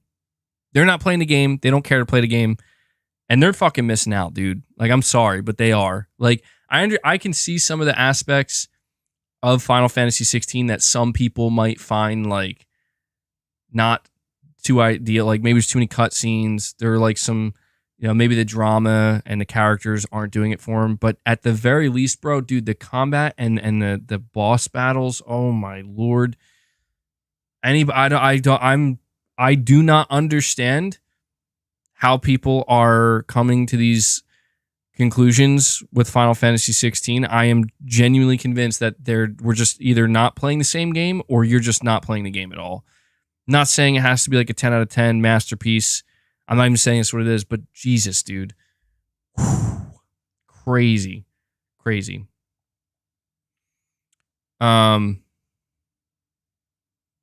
Someone beat a boss with one hand while eating. Dude, yeah, if you look closer, they were using all of the rings to basically lower the difficulty. So they were basically playing it in the easiest possible mode. But that is so funny. I don't know. Is that supposed to be like a flex of how good they are or how easy the game? I don't know. Like what is this person trying to communicate? What are they trying to communicate? But yeah, to answer your question, Anonymous Boss, I am looking forward to a PS5 Pro. Absolutely. I know that there are people who are opposed to it. I just look at it as, dude, it's going to be out there for people who really want it. And some games are going to take advantage of it. And I'm one of those people that wants it. And I'm looking forward to those games. So, definitely. I got Jay Pierce, you're saying this is why there is a salary cap in sports, so teams can't just buy their way into a championship every year. There should be a cap in gaming too. Yeah, I've seen people in the past try to use those analogies, and that's why I do feel like it's not entirely, they're not really the same thing. Because you're right. Right now, there is no cap. We're trying to figure, like, that's the whole point of this regulatory process is there are regulatory bodies like the FTC and the CMA that are like, this is too much. This is just too much. And there are a lot of other regulatory bodies saying this is perfectly fine. And you see kind of that same conversation happening, on the internet as well. The cap should be antitrust law. I mean, that pretty much is the cap. Yeah, that's what this all kind of feeds back into. And I'm just perplexed, man. Like, I'm perplexed how a judge could see this email presented by the head of Xbox in 2019, right before they went on their spending spree, and come to the conclusion that it's not anti-competitive. Like that to me is the kind of strangest thing about this entire scenario so far. I haven't even checked Twitter. I don't know what's going on over there. When I catch up with these super chats, I might go check to see, because I know, I think there's more going on today. Saying the judge is being paid. Dude, somebody said that the judge's son works for Microsoft, and I'm like, that has to be a lie. Come on, bro. That has to be a lie. So thank you for that, Jay Pierce. Ro Chandler, you're saying if Apple made a console, it'd be like $3,500, LMAO. Yeah, it probably would. It would fail immediately. You're probably right about that, Ro. Paul, you're saying MBG, if Xbox acquires ABK, how long before the lack of management is seen? Sony has an organic way of studio management and development, which Xbox doesn't. Well, management, see, that's what I think is kind of funny about this whole Activision deal situation. What's funny about it to me is Microsoft, they have proven they are not very good at managing game studios. Okay. Activision has proven to have a very toxic management system, as we've seen, right? Like we've literally watched, all the headlines come out, all the accusations, and it's just been really bad And yet, I guess the assumption is that, well, it'll get better under Microsoft. But I've tried to have this conversation with people before as well, and they just really didn't. I don't know. I get some people understood what I was saying, others not so much. I've tried to explain to people that, like, the management that Activision has been blasted for, like all of the bad shit, is essentially like, I've tried to explain that when you fix all that, which it should be fixed, and it's not good, people are probably going to start to see that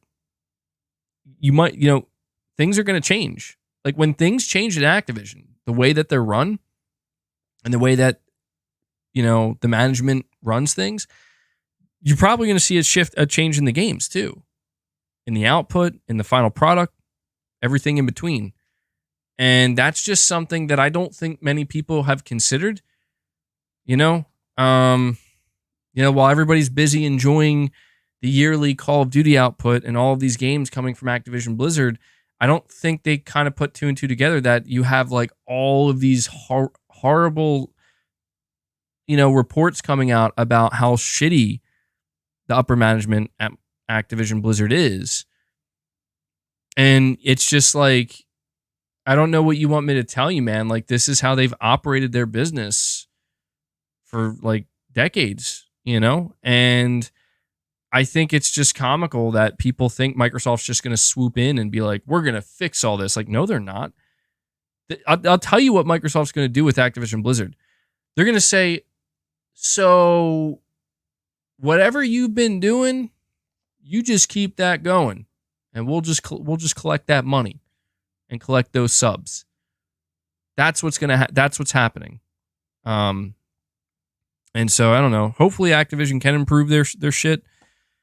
But everybody seems to be under the impression that once Activision Blizzard is purchased by Microsoft, Bobby Kotick's going to leave. Yeah, we'll see about that. Because the idea of Bobby Kotick leaving, it's also the idea of like Microsoft has somebody ready to replace him. Like, okay, good luck with that, man. Good luck.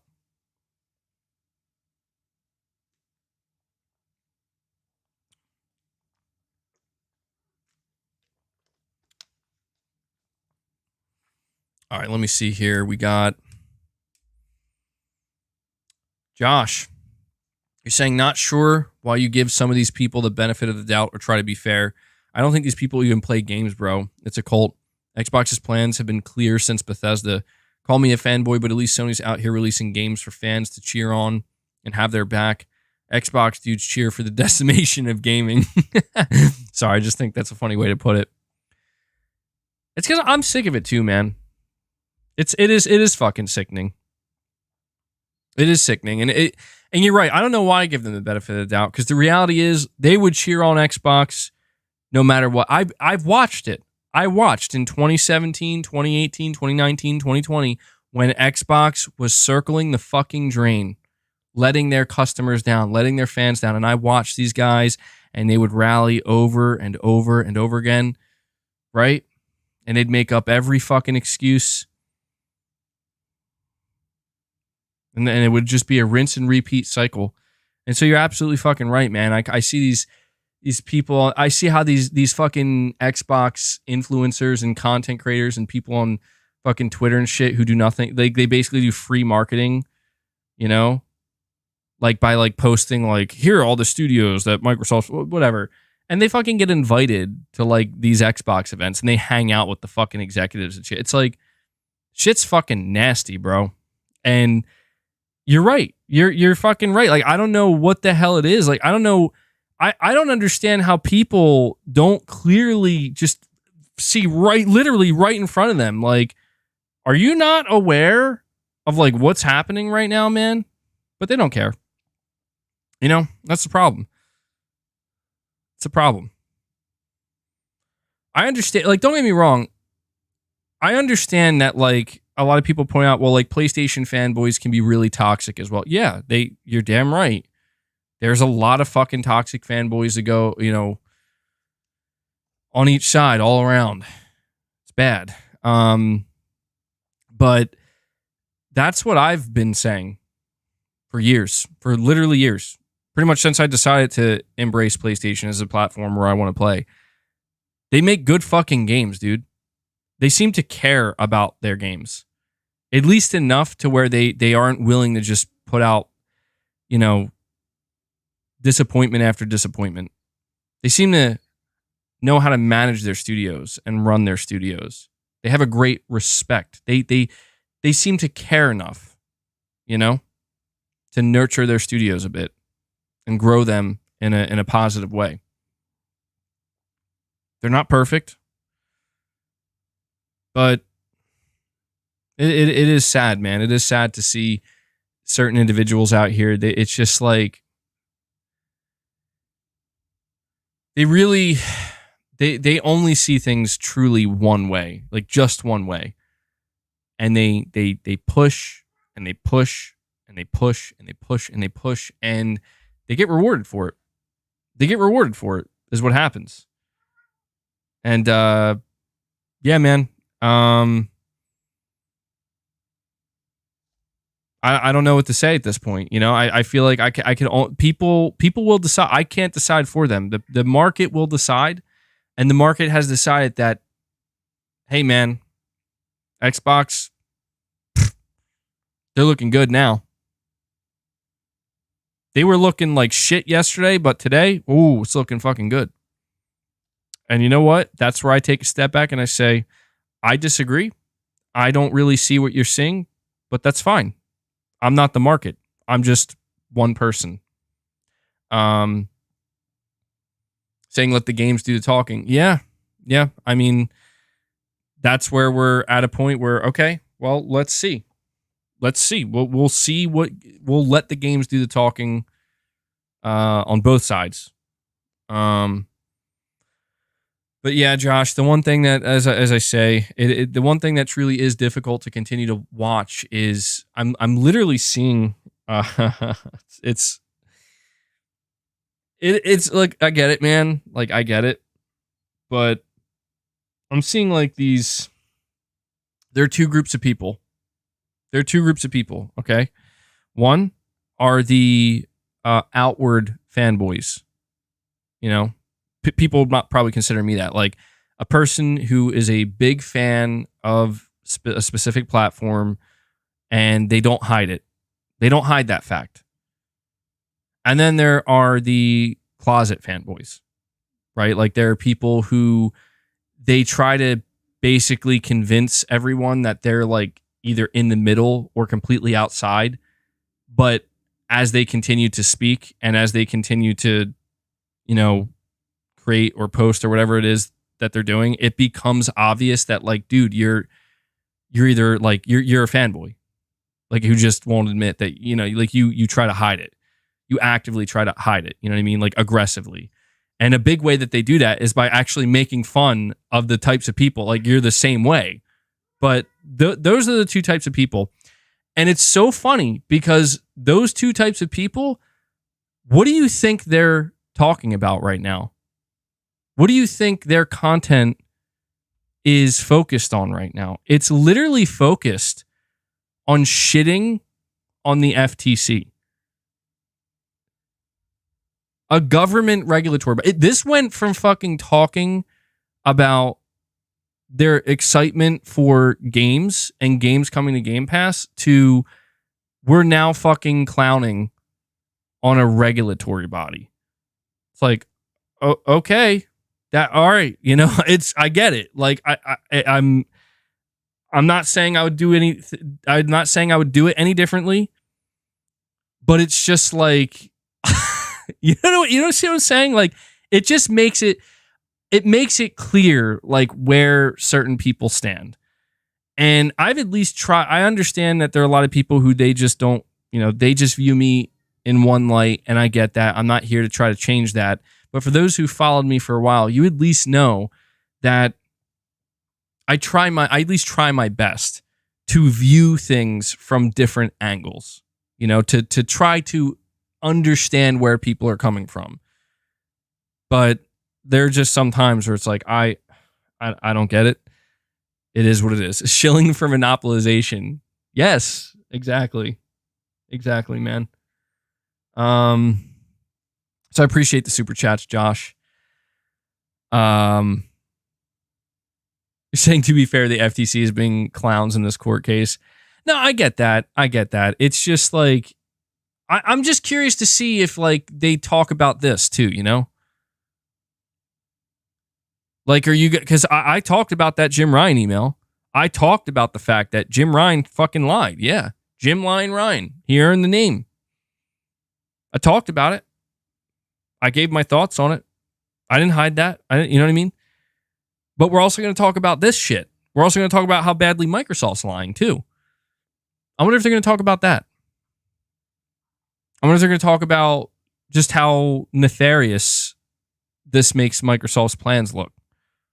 Or if they'll just continue to say, it's just competition. They just won competition. Or maybe they'll just hide behind something saying, just cope. That's the funniest shit. Like, when you actually present, like, evidence right in front of somebody, being like, just so you know, this is what you're cheering on. Just cope. Cry harder. Like, oh, okay. You know what I mean? But if it's something damning Sony, they'll have a whole fucking book written up. You know what I mean? It's crazy, dude. But that's the way it goes. That's the way it goes.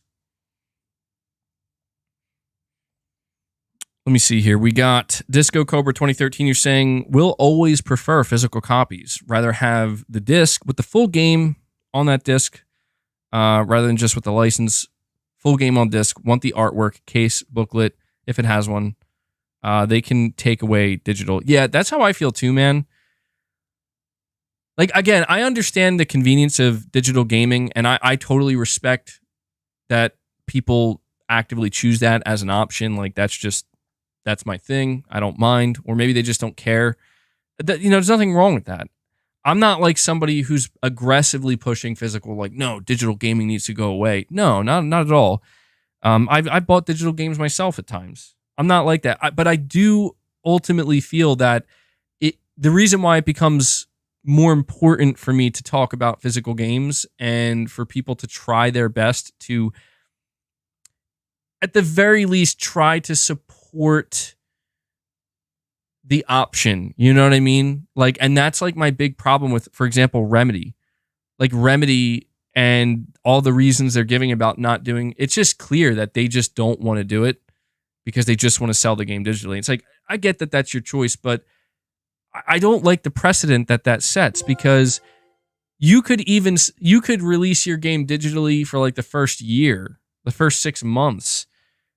But just this idea that you're never going to give the option for somebody to buy a physical disc version. It's just like the option is non-existent, especially for a AAA game from a big developer. That to me is very bothersome. And that's the future that I do fear, right? I do fear the future where there just is no more option. There is no more physical option. Now, I don't think we'll ever get to a point where that is the entire industry, but there was like some confusion recently where I think it was one of the Bethesda Twitter accounts confused everybody because they said that there's going to be no physical disc version of Starfield at all. That even the standard physical copy would come with a digital code. And this got a lot of pushback, and I was happy to see that, not because it's Starfield, but because it's like, we cannot like just let them do this. And it turns out, and I was happy, this was good news for Starfield. I was very happy about this. They came out and they're like, that was actually a mistake. I think it's just the collector's editions that come with the digital code, not actually the standard edition. If you get the standard edition physically, it does come with a disc. And I believe the game is actually on the disc. Could be wrong about that. I hope I'm wrong about that. Or I hope I'm right about that. I hope the game does come on the disc. But still, like, that is the stuff that I don't want to see, because I understand that the percentage of people who are buying physical games, it's dropping year after year after year. And I know that there are people who are like, look, we're going to reach a point where like 99% of people buying their games digitally. I get that. But the option always needs to be there. And so that is why I always encourage everybody for anybody who listens to me, even if you're a diehard digital gamer, like you buy your games digitally, I seriously recommend every once in a blue moon, okay, try to buy a new physical game. Just, it doesn't, even if it's just like once a year or twice a year, try to do that, because you're gonna at least contribute to ensuring that option can remain there. You know what I mean? And for people who go all digital and you only buy digital, I understand how it would be very difficult to want to bring yourself to buy a physical game, and it seems really pointless. But just know that the message you're sending by going completely all digital and never buying any more disc-based games, you're sending the message that you are okay if in the future you do not own anything. Because I understand, like, when you buy a game digitally, it's a licensed thing. You don't own it. I'm not saying it will be stripped from you ever, potentially, and hopefully it never will be. But just keep in mind, like, if at any time these distributors, right, like any of these distributors that you're buying games from, if they determine that for whatever reason, like I don't know, like if you broke the terms of service, or if whatever, or if they just go out of business, which I don't think would happen, they can take those games from you, and there's literally nothing you can do about it. Like, they're just gone. At least if you bought games physically, that could never happen. You have those games on a disc, and they can play on that disc. And on top of that, PT is a good example. I mean, PT is an extreme example, but that's my only thing is, I want the option to persist. That's all I want. I just want the physical option to always persist, and that's why I always encourage people, guys, at least at the bare minimum, one physical game a year. If you can do it, like, try one physical game a year, and know that even if you don't care about physical games, you're helping out your fellow gamers that care about physical games, and you're preserving that option. Okay? Because the more people we see converting to digital only, the more comfortable these companies are going to get, and we're going to inch closer and closer to that, that spot where they're just like, we're out, no more. Lone Survivor, you're saying I didn't read your super chat. I assure you I did. Lone Survivor, I don't know if you missed that. I'll read it again. I'm not going to reply to it because I already did. So you might have to come back and check. It was not too long ago. You said, then you have fanboys like Destin defending Microsoft's dirty tactics. If the deal goes through, Sony better buy Rockstar Games or go harder. They will go harder, man. If the deal goes through, Sony is... I'm not saying they're going to buy Rockstar. That's not going to happen. And you don't have to apologize, man. I appreciate the super chat. And I don't blame anybody for thinking I missed it at times, because I am kind of all over the place with them. So I appreciate the support, man.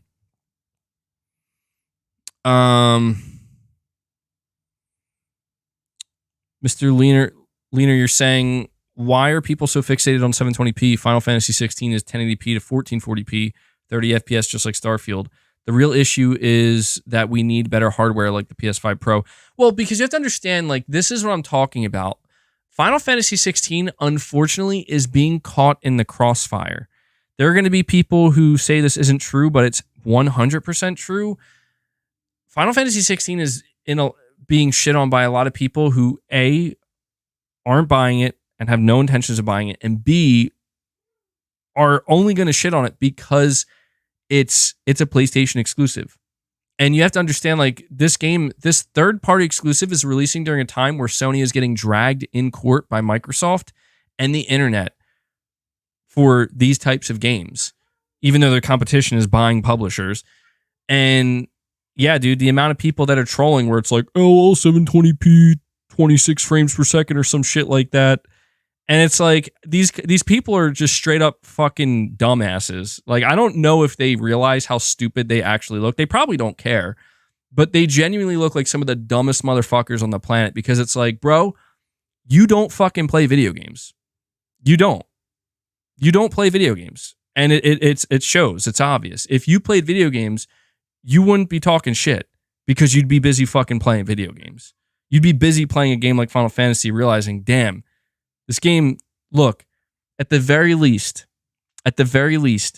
I understand that not everybody's going to say Final Fantasy 16 is my type of game. It's a masterpiece. I understand that there are going to be people where it's just not their cup of tea. But anybody who is talking shit on Final Fantasy, trying to paint it as a bad video game, believe me when I tell you, they're as moronic as they come.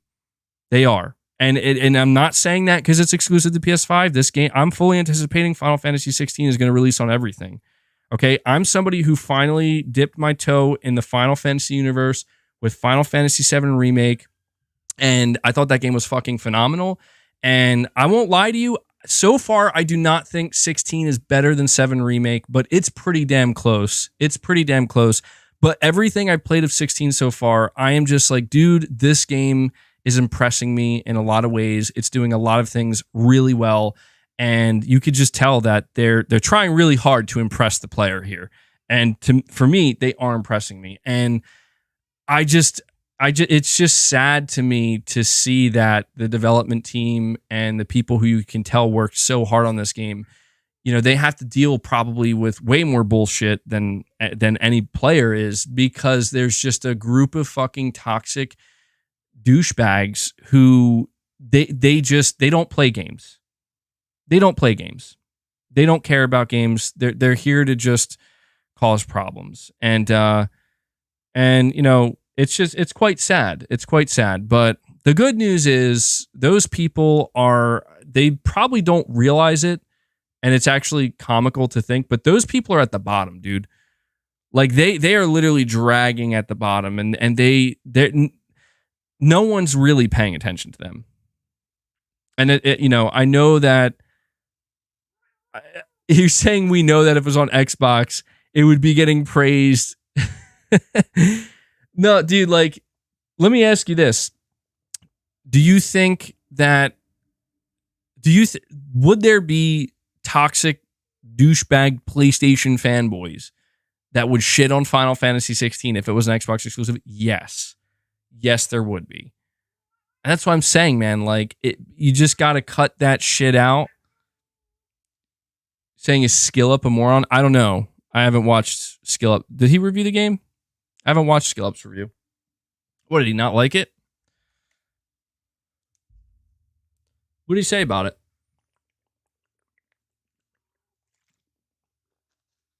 I mean, like I said, man, I don't think there's anything wrong with somebody walking away from it saying, I didn't like it. It's not my cup of tea. I think and I highly doubt Skill Up is out here shitting on Final Fantasy. I could be wrong. I haven't watched his review, but I don't think he's coming out here being like, this game is trash, man. This is a bad video game.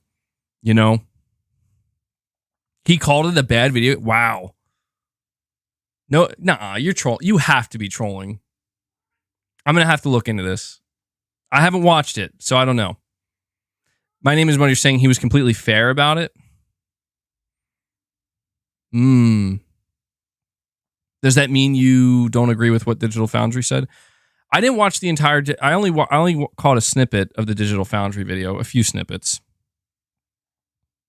But that's to be honest though, that's my whole thing with Final Fantasy 16 is I actually haven't watched much of anything of Final Fantasy in terms of like what people are what reviewers are saying. We did talk about it during the day where we looked over the Metacritic scores and we went over a couple of general reviews, but generally speaking, like I just went into Final Fantasy 16 being like, yo, and this is what kind of gets me a little bit is I think it's fucking bizarre how anybody could claim to have purchased Final Fantasy and be disappointed with it. It's like, dude, play the demo.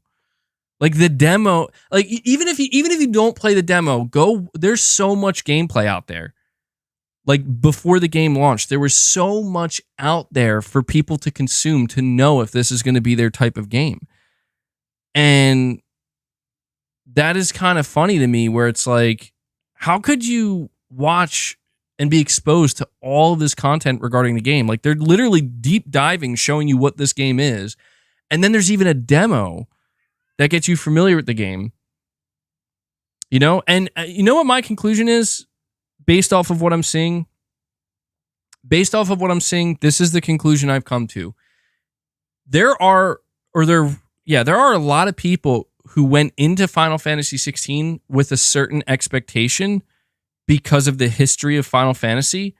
And when they realize that this game is not at all like a normal Final Fantasy game, they basically determine that it's a bad game, or it not nearly as good as it could have been if it tried to stick to the old Final Fantasy formula. That's pretty much what I'm gathering from it, because, and I think that's kind of fair. Like, I get that, you know what I mean? Like, I kind of get that there are people who, when you think of Final Fantasy, you have a certain expectation, and if it completely like goes in a different direction, you're like, this isn't,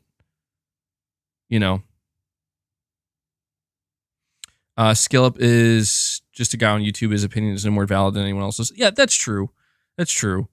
And that's my whole thing, is like, I'm just saying, I don't know. I might go watch it now, like when I'm later on today or something, because I'm curious.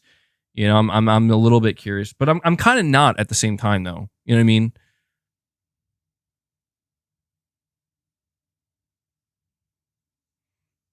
Like, I part of me is just like, I don't really care what Skill Up has to say. Just me personally, and I don't nothing. I think he's a great reviewer, But like, I also don't care what Digital Foundry has to say. It's like I'm playing the game, and I don't think it's perfect. To be clear, I don't think Final Fantasy 16 is perfect. Like, there are certainly some things with it that I'm like, okay, like, at least compared to some of the other AAA games I played, and like specifically some of the Sony games, like this game in some areas, is lacking a little bit here and there. But the thing that Final Fantasy 16 keeps doing as I'm playing it, and to me, this is what makes the game a little bit special, is I don't know, it is genuinely like a roller coaster ride, where it goes up and up and up and up, it builds, and then once it goes down, like, you get that fucking rush, and you get that like high, and then it like slows down again, and then it slowly starts to build up, and I fucking love it, dude. It's incredible. Simply put, I think there are two. You're saying the pacing feels off. I kind of get that. Like, I get why people would feel that way, but that's where I guess maybe I'm a little bit different, and I kind of accept that. I totally get, especially as I'm playing further in the game, like, I totally get that there are some people who are like, dude, there's way too many cutscenes. Like, it's a ridiculous amount of cutscenes, and I get that. I kind of love it. And I know that people are trying real hard to make fun of it and be like, it's just a movie. Like, no, it's not. Play the game. It's not a movie. I assure you. I've had a ton of combat encounters, a lot of gameplay. There just also happens to be a ton of cutscenes. I kind of love that. Like, I love that. I don't know why. I like that pacing. I like the idea of it. It really does remind me of Metal Gear in a way, where it's like I'm playing the game in a large chunk, and there's a large chunk of gameplay, and then a cutscene comes, and I feel like I can grab my popcorn, bro. I feel like I'm getting the best of both worlds here, man.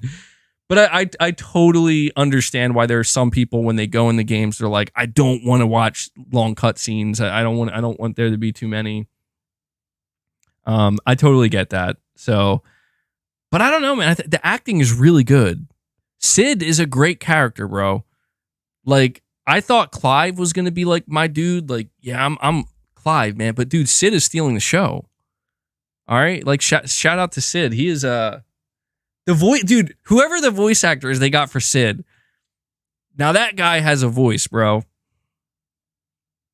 I'm really enjoying it. Really, really enjoying it. Is Final Fantasy 16 my game of the year so far? I mean, that's tough, man. I really feel like I can't judge it yet, because I'm seeing people in the chat saying like, dude, trust me, like, the game just gets crazier and crazier. I think I'm about like 7 or 8 hours into it so far. So I'm not like super deep into the game, but the parts that I've experienced are pretty big. See, Shelly's going off, sounding off in the chat, being like, "This game's gonna blow your mind." Like when you get further. So, MBG, why were you interested in Skillup's Redfall video, but not the Final Fantasy one? Because you get to sit and laugh at one, and don't want to hear. What the hell was that? My cat just knocked something over. Oh. No, it's actually for the simple fact that I'm playing Final Fantasy. Like, and I was planning on playing it. If I was planning on playing Redfall, I mean, there's a chance I still would have caught his review, but truthfully speaking, like, I would have been talking to you guys about my own experience with Redfall, and what other people were saying about it would have meant a lot less. For games that I know, like, I'm not playing this game, I do naturally become much more interested in what people are saying about it. And as I'm saying, dude, I'm probably gonna go listen to his review. And that's the thing, dude. Like, it's not that I don't want to hear his review and they're like, "Oh no, please stop. I don't want to hear the negativity." Like, no, I'm actually kind of interested, like, in somebody who has an established channel and gets a ton of viewership through and respect through reviewing games. I'm very curious, like, what negative things, what things is he pointing out that's basically making him come to the conclusion that he didn't like this game or it's bad. And I bet you, and I'm just assuming here, I bet you for him and other people, a lot of the things that they're saying, or at least some of the things that they're saying that they don't like, I promise you, I'd probably turn around and be like, I actually like that about the game. You know? Could be wrong, but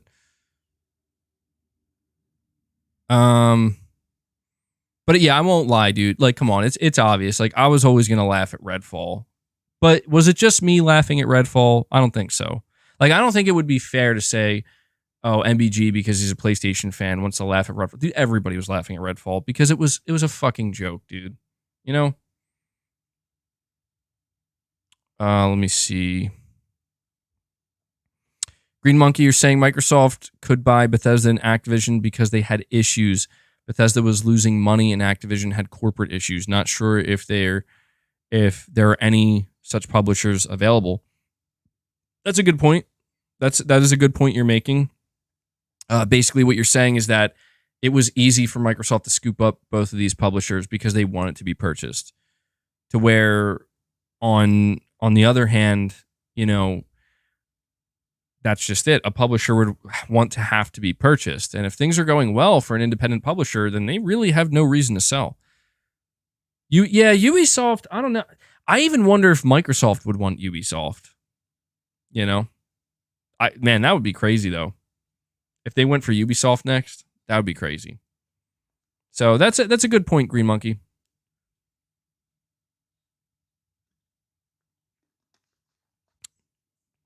Venino, you're saying it's called capitalism, bro. Be grateful we have that in the USA. No, I know. I'm not. Trust me, I'm not against capitalism. I'm definitely not. I just feel like there are just certain, you know, nothing is perfect. I don't want to get.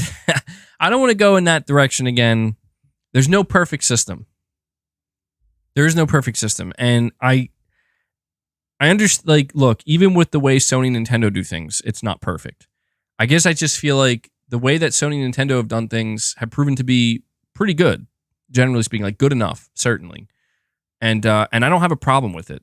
And it is a little bit disturbing to me that, you know, the video game company that failed to integrate with that system and deliver on that system basically is now making the decision that we're just going to completely change the system because we want to win. And it's like, well, yeah, I understand, like, that is a viable option, and if that option's on the table, why wouldn't you take it? But it's frustrating, dude, because it's like, look, I'm not saying that these companies shouldn't be allowed to buy things. I'm not saying that. Like, they should.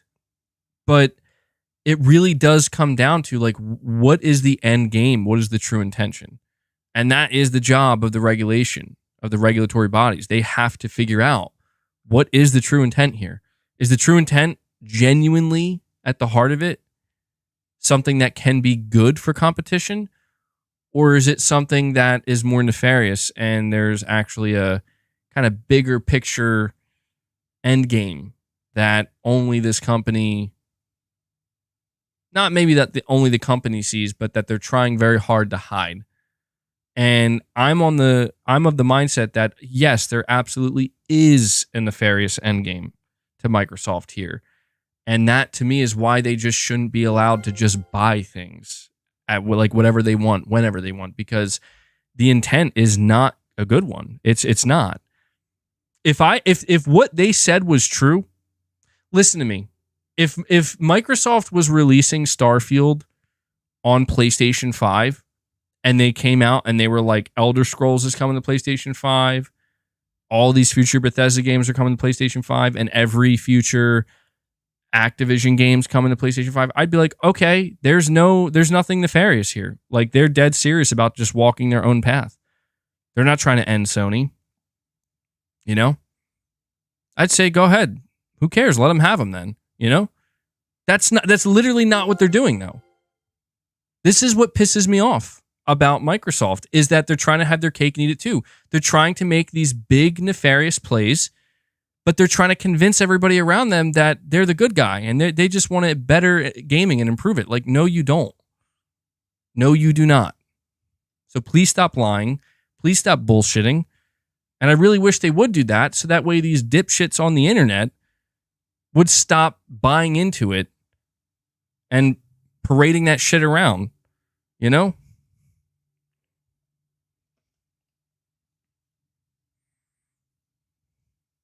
All right, let me see here. The Genius 200, you're saying still on Zelda, Tears of the Kingdom, then Final Fantasy 16. As for the FTC trial, has made me like Microsoft less and less. The only fan base that would try to convince you water is not wet. Yeah, great way of putting it, man. Thank you, the Genius. That's a great way of putting it. That is what's frustrating me so much, is that's what it feels like. It does feel like they're trying to convince me water's not wet, that the sky isn't blue. You know what I mean? And it does get pretty annoying, because it's like,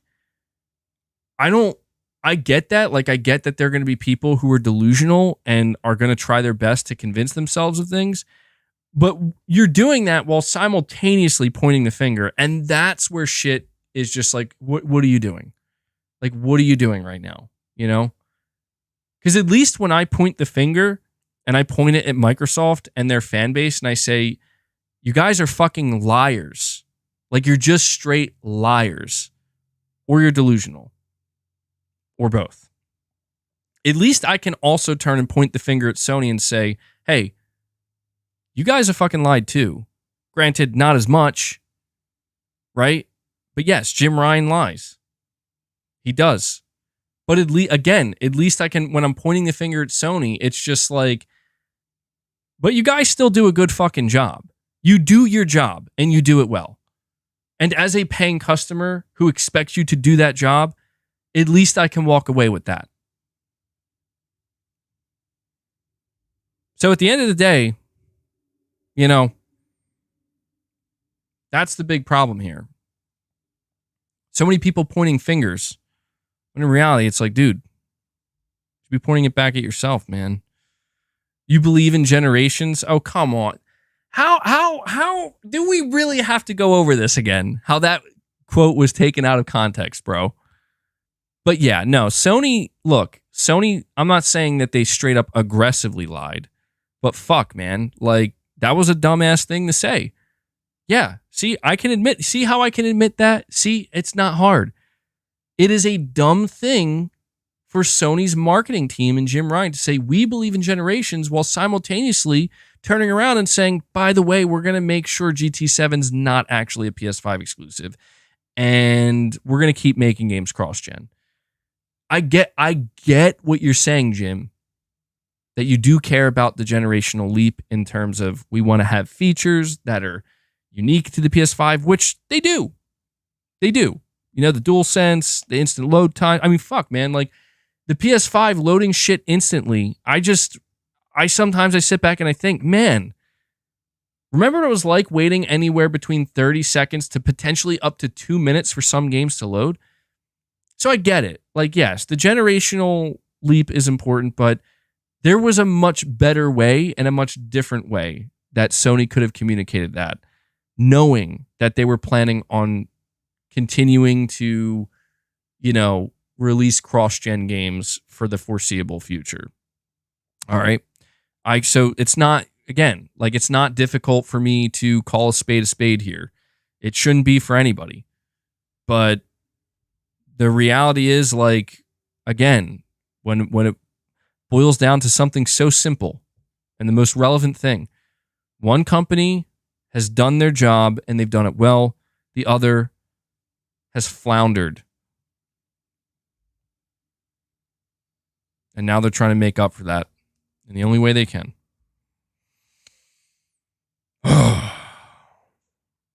IP Gaming saying, hey, MBG, what happened to Press X Podcast? Last few Sundays, you're absent.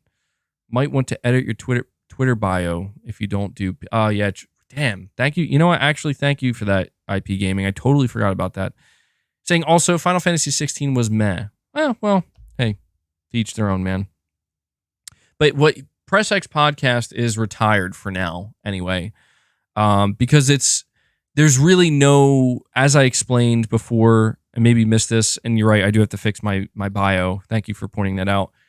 I stream multiple times throughout the week now, and to have a Sunday stream with a name on it, Press X Podcast, even though that Sunday stream is literally no different. Like there's no difference in that stream than any of the other streams I do. It's not a different format. It's not a different setup. It's just another stream. I just basically decided that for the sake of not confusing people, I'm just going to produce videos and I'm going to produce streams on a weekly basis. And that'll be that. And I'm not going to have any particular specific name for either. It also just allows for, yeah, I will be honest though too. It's been nice to kind of take off Sunday a little bit, but that's the thing is like I will still at certain points do streams on Sundays. It's not like because I removed Press X Podcast, it means I'm never streaming on Sunday again. No, who knows? This Sunday I might stream. It really depends on what's happening that given week or weekend. So hopefully that sets it straight. And you're saying, MBG, you should do more reaction/commentary stuff. Yeah, I might consider doing that. I know some people really enjoy that. And I know it's a really popular form of content. So thank you for the super chat, IP Gaming. And Mark Tech, thank you, man. You're saying people defending giant acquisitions because that's just capitalism have the same peasant brain as those who believe we need monarchs to look up to. Yeah, it's a lot of these things that are being said, it really does start to become mind-numbing because these types of situations cannot be summed up. And you cannot come to a conclusion by simply just saying, well, it's this or it's that. Just in a couple words or one sentence. It's not how this works. Like these are very complicated, nuanced, layered scenarios and situations that are occurring. And I believe it should be handled with a little bit of respect, at least a little bit of understanding that it's not just one way or the other. You can, you can come to the conclusion that you lean much more on one side than the other. But when you just basically immediately, go from the middle to just the extreme end, like in an instant, and it's because, well, this one word or this one sentence, it's like, come on. It's not that simple. And people who try to whittle it down, I appreciate that. Like, I do appreciate simplicity. I really do. But it's just not how these things work. It's not how anything really works, in this context anyway. So for me, for example, like I said, man, like I do believe in capitalism, but I also believe in the problems of, when you get to end game capitalism. It's, again, that no system is perfect, man. If human beings came up with the perfect system, well, then there would be no conversation about different systems. We would all just use one universal system that, and to be fair, it just kind of, you would talk about capitalism, you want to talk about greed, you want to talk about corporations wanting to win competition. This all harkens back to the human condition. And I think I get it that it's like, dude, wait, we went from talking about video games to now we're talking about the human condition, but it's like, yes, because if you really want to get in the fucking weeds and you look at these systems that are in place, you look at these things that we interact with, that we spend our money on, that we spend our time on, the things that we follow, right? And you really want to figure out, okay, well, why is this way? And why is that this way? And how come, blah, blah, blah, and you just go deeper and deeper and deeper. And you ultimately begin to realize it all just stems from the same thing, the human condition, man. Humans are not perfect. We are far from perfect. And humans are actually pretty good at creating a lot of problems. They're good at creating a lot of great things as well, but there's just, humans are very complex. That's the point. And all of these things that we discuss, all of these things, these systems that are put into place, these corporations, we talk about them as if they're like entities of themselves. They're not. They're run by human beings. I know it sounds like crazy because it's like, oh shit, where are we going with this now? But it's like, look, man, I don't know. It's up to you guys. How deep do you want to go with it? You know what I mean? Because I'm not trying to go that deep with it, but it's, Shelly, you're saying good things go unnoticed. You know what? I find that very interesting that you bring that up, Shelly, because you know what? I don't know if somebody else came up with this like saying or this quote, but I came up with something recently, and I'm certainly not the first one. But I came up with this thing where I said to myself, how did I word it? Basically, the true victories are the ones that go unseen and unheard.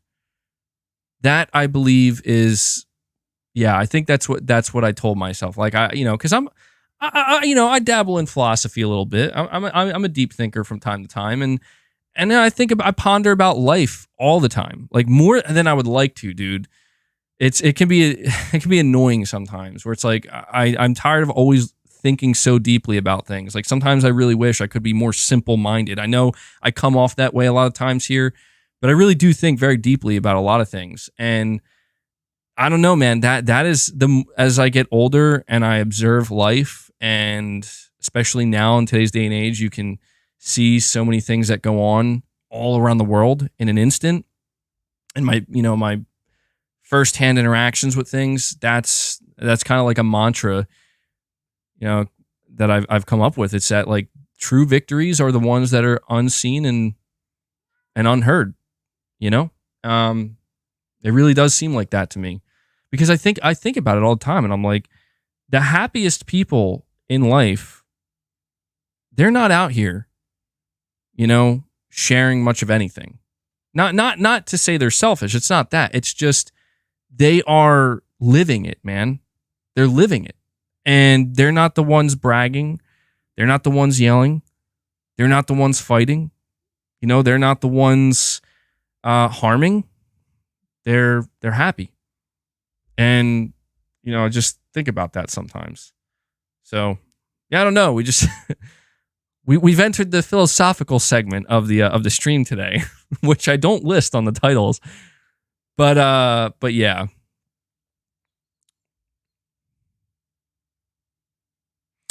You're saying people with family in Cuba, and they would literally give anything for a different system. Yeah, keep in mind, man, like I live in America, like I believe in capitalism. I really do. It's just I try not to be I've always tried so hard in life to not be super rigid about anything, in the sense that it really does come back, and it sounds negative, and it is negative, and I wish it wasn't. I really do, but it really just always circles back to that fact that nothing is perfect, man, and like there is something fundamentally flawed about life here on Earth, and it doesn't have to be a flaw. Like, it could just be viewed as natural. It is nature. It is what it is. It's like when you look out, in the wild and you see the crazy shit that animals do in the animal kingdom, and like, what the fuck is going, like, Jesus, it seems like there's no, like there's is there morality in the animal kingdom? Clearly not. Well, we're not animals. Yeah, but we kind of are. You know what I mean? So it's like, it just creates I don't know. It's a very difficult thing to kind of grasp that, I don't know. I feel like here comes old man MBG. Well, dude, you're saying we're not animals. And that's what's interesting about it, right? Because it's like these conversations, I feel like these are conversations that humanity has been having since the dawn of humanity, where it's like, where did we come from? Like, truly, like, what are we? Are we special? Are we not? Is there something more out there, or is it all just nothing? Is it just nihilism? That's what we should believe in. These are very like deep and big questions that honestly we all have to come to our own conclusions. We do. We all just have to come to our own conclusions, and it can drive you a little bit insane. That's what I've learned. The more and more you think about it, the more you overanalyze everything, the more you peel all the different layers back of all the different things. It's like, Jesus Christ, man, there's so fucking much. Kyle Fritz says, like, yup, like pineapple on pizza. Don't think about it too hard, Kyle. Don't think about pineapple on pizza too hard, because I promise you will enter a state of mind you're not prepared for. It's like a DMT trip, man.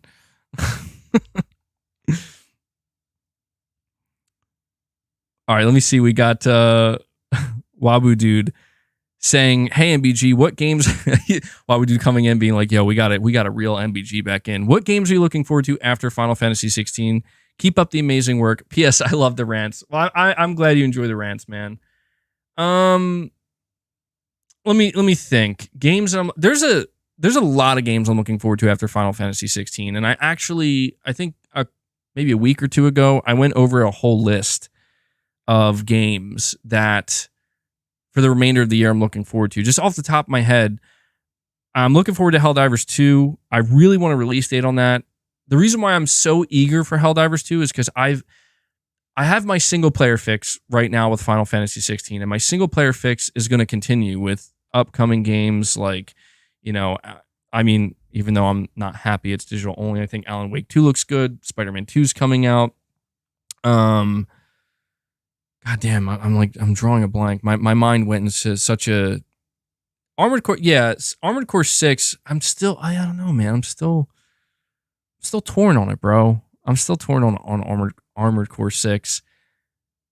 But the reason why Helldivers 2 immediately comes to my mind is because I'm looking for a new multiplayer. Yeah, Lies of P. Thank you. I almost forgot about that. I'm still playing Dead by Daylight as like my multiplayer game that I just get a couple rounds in throughout the week, and I'm so tired of it, but it's kind of like routine at this point. And me and my wife play, so I always like enjoy that because we get to play together.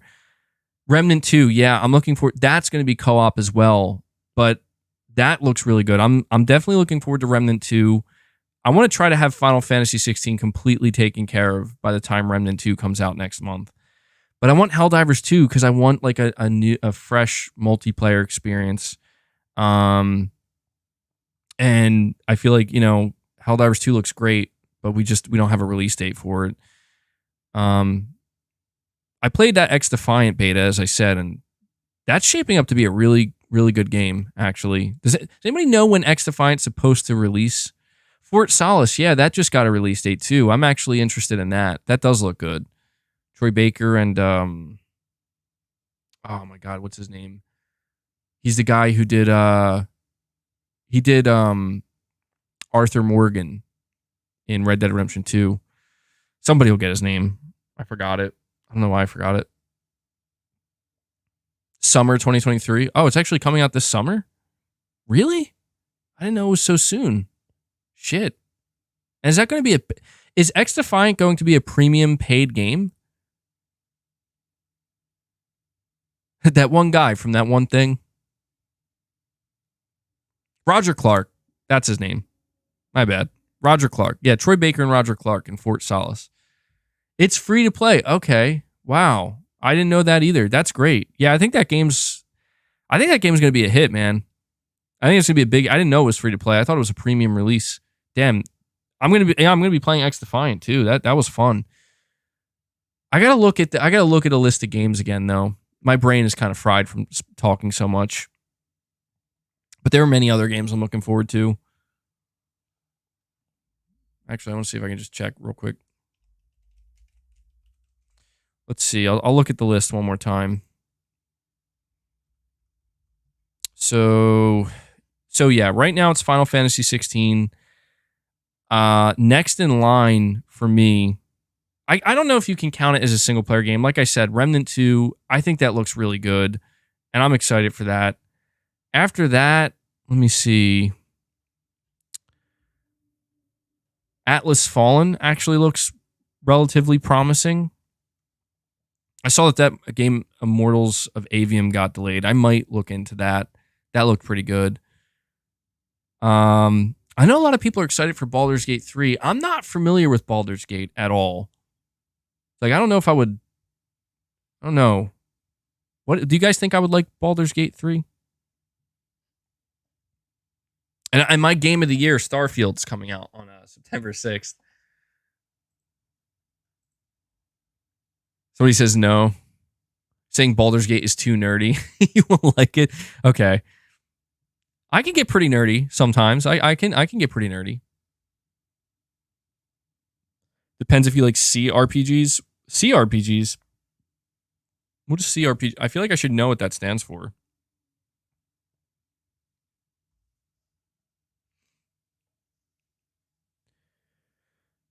Classic? Oh, okay. That makes sense. It is isometric. Maybe I'll look into it. Because I know a lot of people are hyped for it. What else do I have here? Let me see. Lies of P, Mortal Kombat 1. Oh, man. See, they stack up real quick. Payday 3, potentially. You see what I'm saying? Like, this is why I don't like to look at the list, because they overwhelm me. But all the games I'm listing are games I'm interested in. RoboCop Rogue City looks kind of interesting, which is fun. It's just interesting to see a RoboCop game. My second game of the year, Forza Motorsport, October 10th.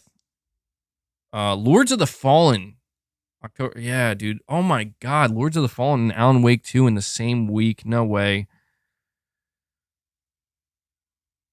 Spider-Man 2 also in the same. Oh man, all three of those games were launching in the same week, bro. What? I just put that together. That's bullshit, man. This is what I'm talking about. Lamin, sorry, man. I missed your. Yeah, it's a stacked year for games, dude. Saying, don't worry, MVG games don't have to expire. I know, but it's FOMO, bro. The FOMO is real. Lamin, you're saying Sony needs to invest in sci-fi / fantasy IP. We lack in that area. We need our own thing to challenge Dragon Age / Mass Effect IP. Santa Monica's new IP, maybe?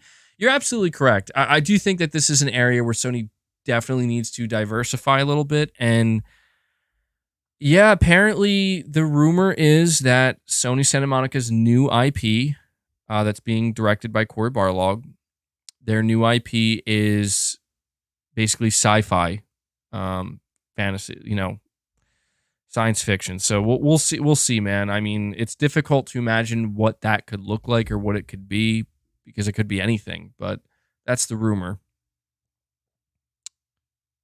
Metal Gear Solid Master Collection Volume 1. What else? And then Avatar at the very. Yeah, so there's a lot of games coming out, man. A lot of games I'm looking forward to. Let me go check Twitter. I'm sure there's quite a bit that I've missed.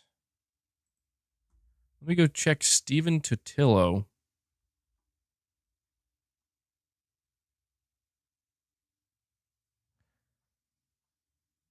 All right, here we go.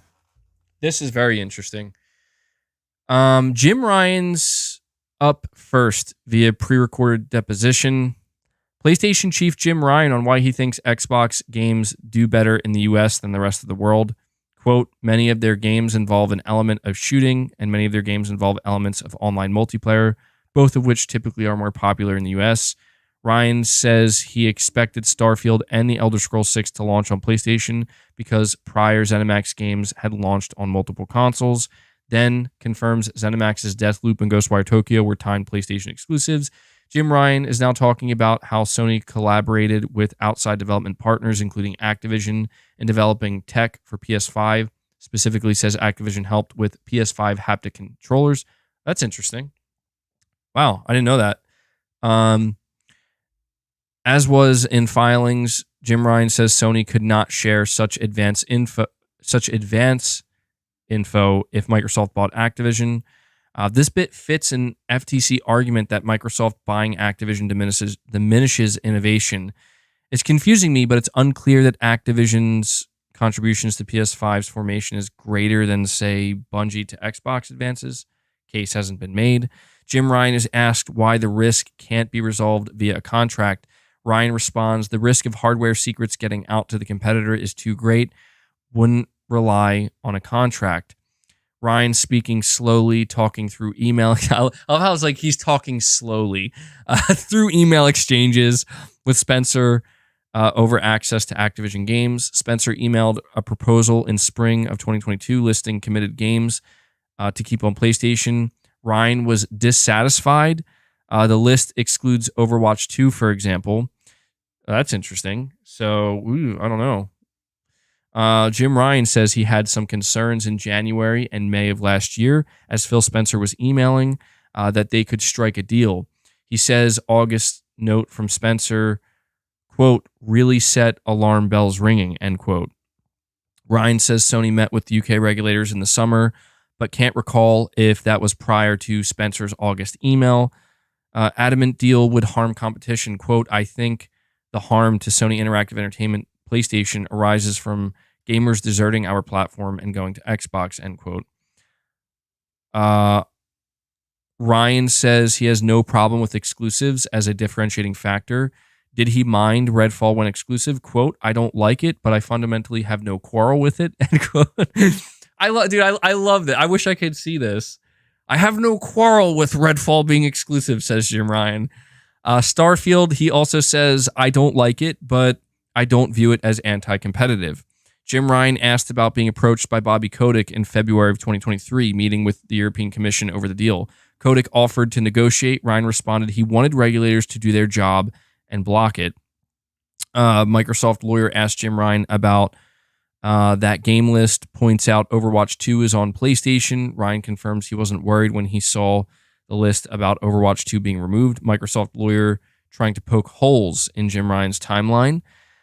Jim Ryan asked if he thinks Xbox would keep Call of Duty off other platforms. He does, believing it is incentivized to do so. Asked if he would do that if he ran Xbox. He says it's a hypothetical. Microsoft lawyer says, quote, you don't get to not answer, end quote. Jim Ryan says, quote, I don't have enough knowledge to answer. God damn, shit's getting heated between Jim Ryan and the lawyer. This is like the shit we're talking about on the streams, and oh my God, it's funny. Like, what would you do? Would you make Call of Duty exclusive, Jim? Huh? Would you? And Jim's like, I don't have to answer that. I don't have enough knowledge to answer that. I love this shit. This is pretty comical. All right, let me see. It continues by saying Microsoft lawyers bring up February 2022 investor presentation where Jim Ryan, sorry, I just got like a mustache hair in my mouth and like was poking my lip. Let me try this again. Microsoft lawyers bring up February 2022 investors presentation where Jim Ryan told investors that Sony's purchase of Bungie can give us way more than Microsoft's $69 billion purchase of Activision, or that their purchase of Activision would, and he believed Activision games would remain on PlayStation. Ryan was asked by the FTC's lawyer if he has proof of Activision's games being pulled, foreclosed from PlayStation. Jim Ryan says, quote, I believe the stance Microsoft is taking with regard to subscription service pricing is evidence at best of partial foreclosure, end quote. Jim Ryan is asked about cloud gaming. Cloud technology will become a meaningful component of how gamers access games between 2025 and 2035, he says. That pretty much wraps up what the public will hear from Jim Ryan. Portions of his deposition were sealed. Big question coming out of this is what the August email from Spencer to Ryan said to supposedly change his views on the deal. And so that seems to be the big takeaway here. So I know there was a lot of reading, but basically it seems that the big question is Jim Ryan claims there was an exchange between him and Phil Spencer where after he got that email in August of last year, it immediately spooked Jim Ryan and got alarm bells ringing. And as far as I'm aware, we don't know what that email said. So I do wonder. Oh, I missed this. PlayStation boss Jim Ryan has claimed publishers, quote, unanimously do not like Game Pass because it's value destructive, end quote. He has also shared his feelings on Bethesda and Redfall. Wow, okay, I missed that part.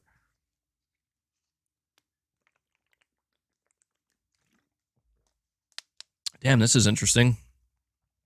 Sony Interactive Entertainment's boss Jim Ryan has claimed publishers are opposed to Xbox Game Pass's subscription model. Ryan was speaking during a video game deposition aired on Tuesday during Microsoft's ongoing court case, which is seeking blah, blah, blah. We already know. During his deposition, Microsoft's lawyer asked Ryan about comments he made to PlayStation investors in a meeting that took place about a month after Microsoft had announced plans to acquire Call of Duty maker in January 2022.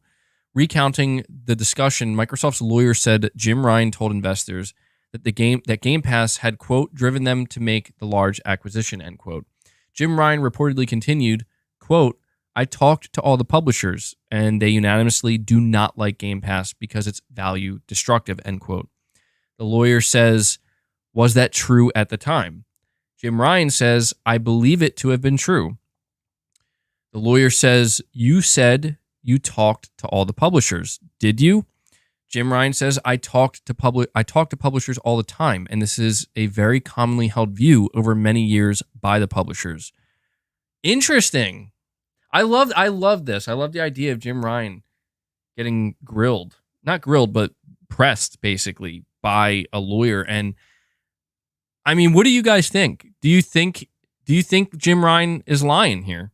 Do you think Jim Ryan is lying when he says, video game developers unanimously dislike Game Pass? I mean, I think it's a bit loaded. Like, I think that's pretty heavy-handed. I think the point he's trying to get across is that most video game developers probably don't like it. But we know that some do. But value destructive. Interesting. The real question is, what does Twitter think of this? What does Twitter think of this, guys? Let's see. Let's go check what Twitter thinks. He's right. Nobody likes Game Pass other than consumers. Imagine busting your butt for years to create a game that people can play for just $1. Jim Ryan echoes Take-Two CEO Strauss Zelnick. Strauss Zelnick is anti-Game Pass. That's true.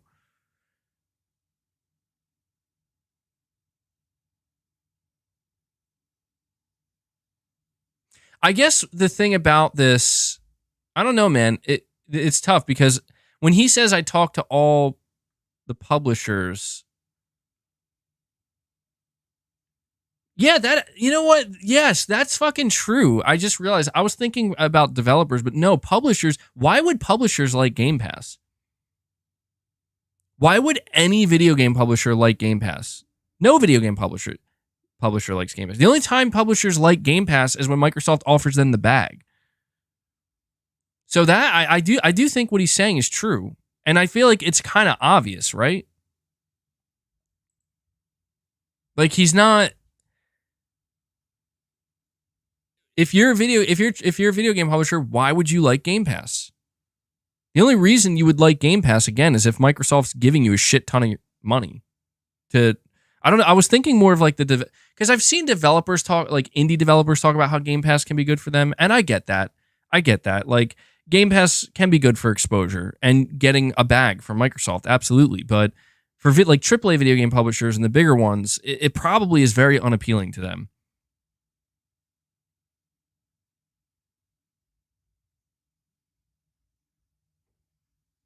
I love this shit, dude, because it's all coming out. Like, it's obvious, man. It's fucking obvious.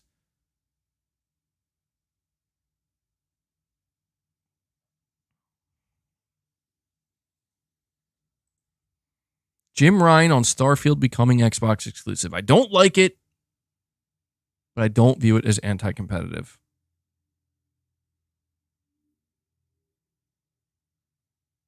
I think that's good that Jim said that, though. That was a smart thing for him to say, because come on, like, I don't think Jim Ryan views Jim Ryan knows the game, man. Laman, you're saying my girlfriend, you need to start a rant like MBG. No quarrel. Yeah. Jim Ryan understands the game, man. He knows exclusivity is the name of the game. And he's not going to fault, he's not going to fault Microsoft for trying to secure exclusive games. So that was a smart, because Sony does it too. So that was a smart thing. It would have been bad. It would have been bad if he tried to avoid that.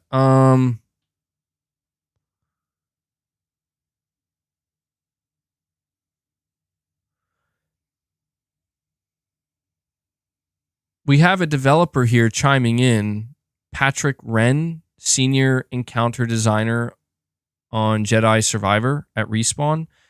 And he quote tweets this tweet that says, unclear what it is about the August email from Phil Spencer that Ryan disliked, but Ryan says he was concerned over a degraded Call of Duty on PlayStation in terms of release time, quality, amount of bugs. And this developer says no game developer willingly tries to put out an inferior product or release with less quality and more bugs. No one would do that. We want to make things that people enjoy and will always try to ship the best product despite any circumstances. For Jim Ryan to suggest otherwise, that is asinine. I don't think that's what he's suggesting. Like, I respect that this is this developer's opinion, but I don't think that's at all what Jim Ryan suggests. Like, Jim Ryan's not attacking developers. And I think this guy, I don't know, it's unfortunate his tweet's getting a shit ton of traction, and because he's a developer, people are like, yeah, fuck Jim Ryan. It's like, dude, he's not attacking developers. He's pointing out Microsoft. He's saying that Microsoft would have something not to gain, but think of it this way. Jim Ryan said, we don't, like, if Activision goes to Microsoft, we can't give them dev kits. We can't give them dev kits. Like, it's too risky. And if that happens, then yeah, Sony's very likely going to get a worse version of Call of Duty. And I don't think that's him blaming the developers. I think he's blaming Microsoft. He's basically saying, like, it's always been this way. We can't give dev kits to our competition. And if our competition takes off a major AAA exclusive, or not exclusive, a major AAA third-party title, that has to be well optimized. So, you know what I mean? You kind of, you're saying MBG, they would sell more on PlayStation, makes no sense. But that's what I'm saying. Like, I think this developer missed the part where Jim Ryan, the reason why he's saying we would likely get a degraded version is because we're not going to be able to give them dev kits. You see what I'm saying? Like Jim isn't saying if they put out a degraded version of Call of Duty, it's because it's the developer's fault. Like, the developers purposely want to put out a worse version of Call of Duty. No, they don't. Obviously, I don't think anybody believes that. Why would anybody ever think that? You know what I mean? Like, these developers want to put out good games, well, because they probably care about their craft, but also more than that, that's your job. You know what I mean? Like you're expecting people to buy your game. You got to put out a good product. So let's think here. Jim Ryan says we won't be able to give PlayStation 6 dev kits to Activision Blizzard if they're owned by Microsoft because we can't give dev kits to the competition. Then he says it seems that he's come to the conclusion based off of exchanges with Phil Spencer that he has reason to believe we might get an inferior, potentially like more buggy, whatever version of Call of Duty. Well, if the devs don't have the hardware to optimize for, but then again, I don't know that let me look at this from another angle. He says Jim Ryan was concerned over a degraded COD on PlayStation, release time, quality, and amount of bugs.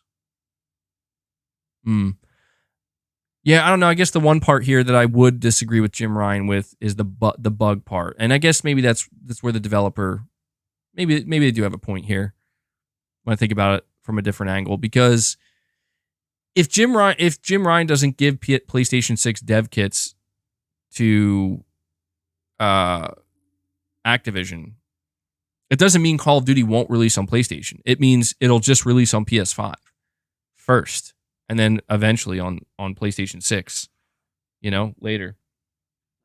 Here we go. My cat's going crazy. There you go. We got it. It's like it's Microsoft and Sony battling right behind me here. Yo, hey, come on. Take it easy. Getting crazy out here, bro. See, this is why you guys tune in. What other place do you get these crazy rants and cats fighting in the background? Gotta love it. He's not saying they're putting bugs in the game. He's saying they have the power over PlayStation because they can be slow to respond. Priority will be Xbox, etc. Yeah, that's true. That is true. The Furious, you're saying even ABK has had concern over losing sales to Game Pass. Yeah. Fabrice Paul, you're saying, I think I love about this is the fact that Microsoft's putting the FTC in their place. The trash, they're killing them right now so easily, it's laughable. I mean, I guess. I don't know, man. I'm not really focused on the FTC because I feel like the FTC, they have their own agenda here. And I don't really,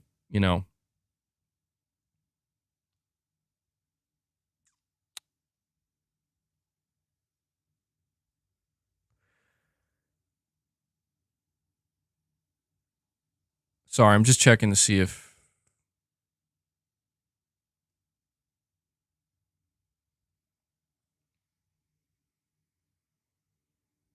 Paris on Twitter says, I normally refrain from commenting on the ABK saga, but listening to Jim Ryan today, he has yet to provide a reason why this deal should not happen other than it makes Xbox more competitive. I'm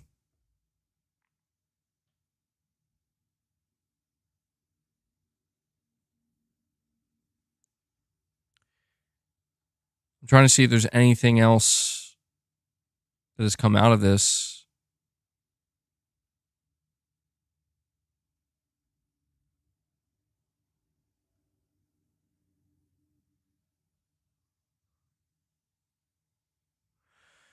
Yeah, oh man, this back and forth is something else, dude.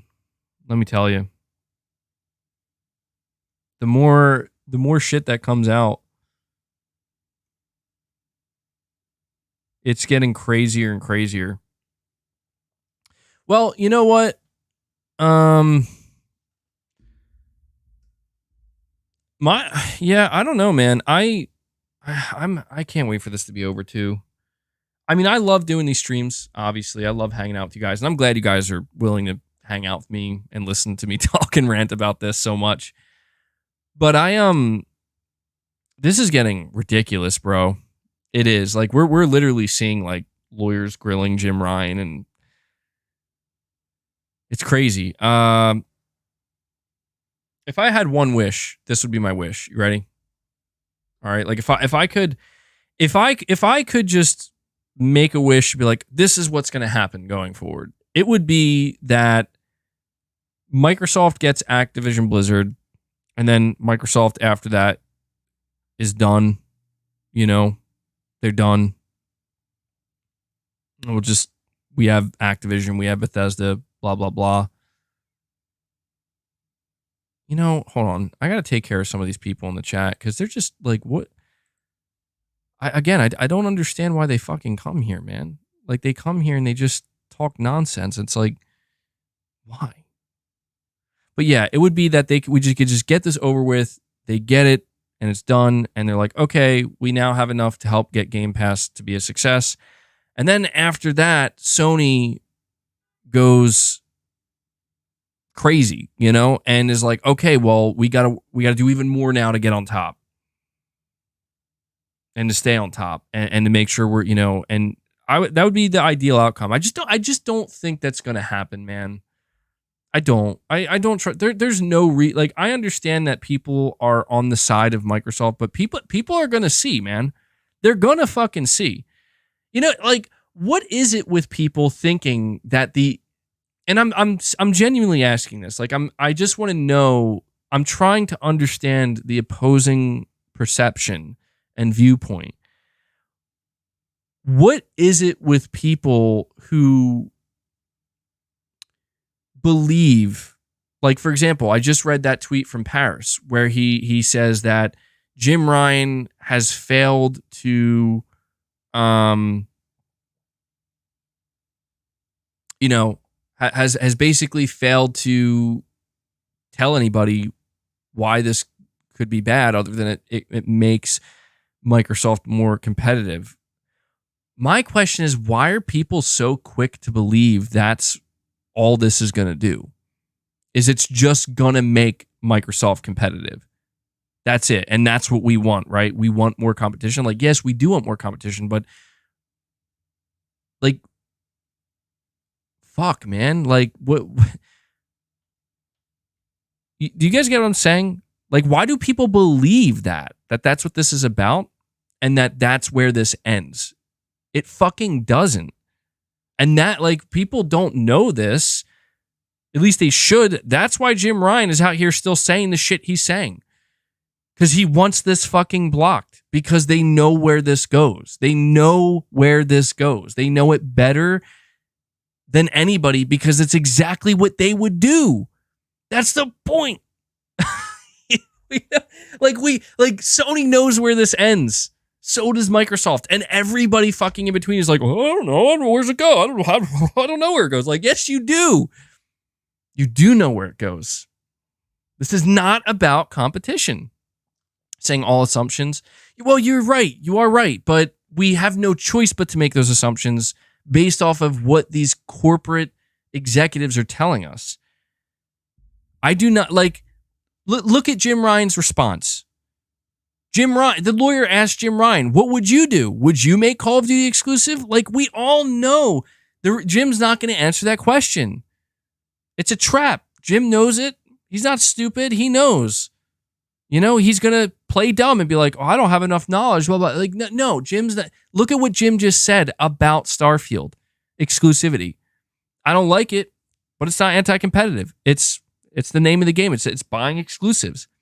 He knows that. By not answering, he answered.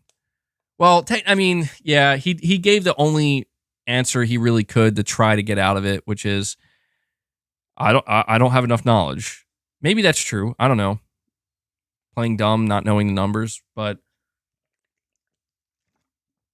I'm so tired of this, man. I'm so, like, the thing that I'm most tired of seeing, like, out of everything, and if there's anything that I really want to end, it is simply this.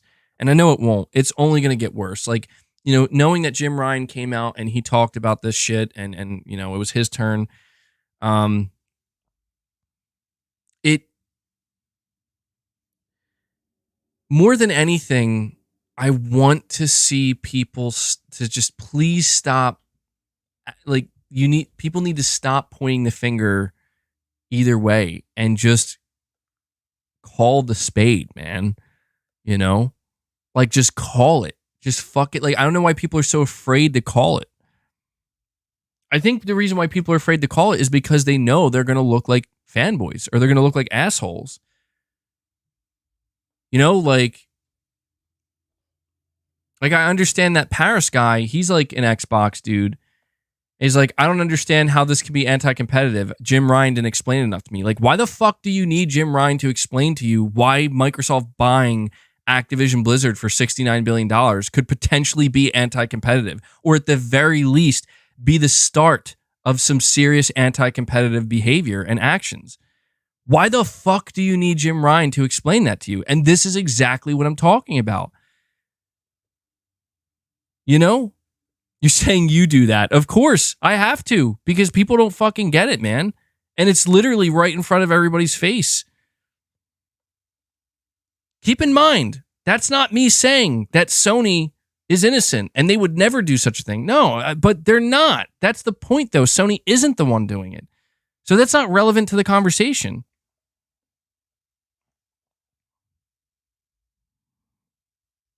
Microsoft made a list of 100 plus studios to acquire. Insanity. I know, man.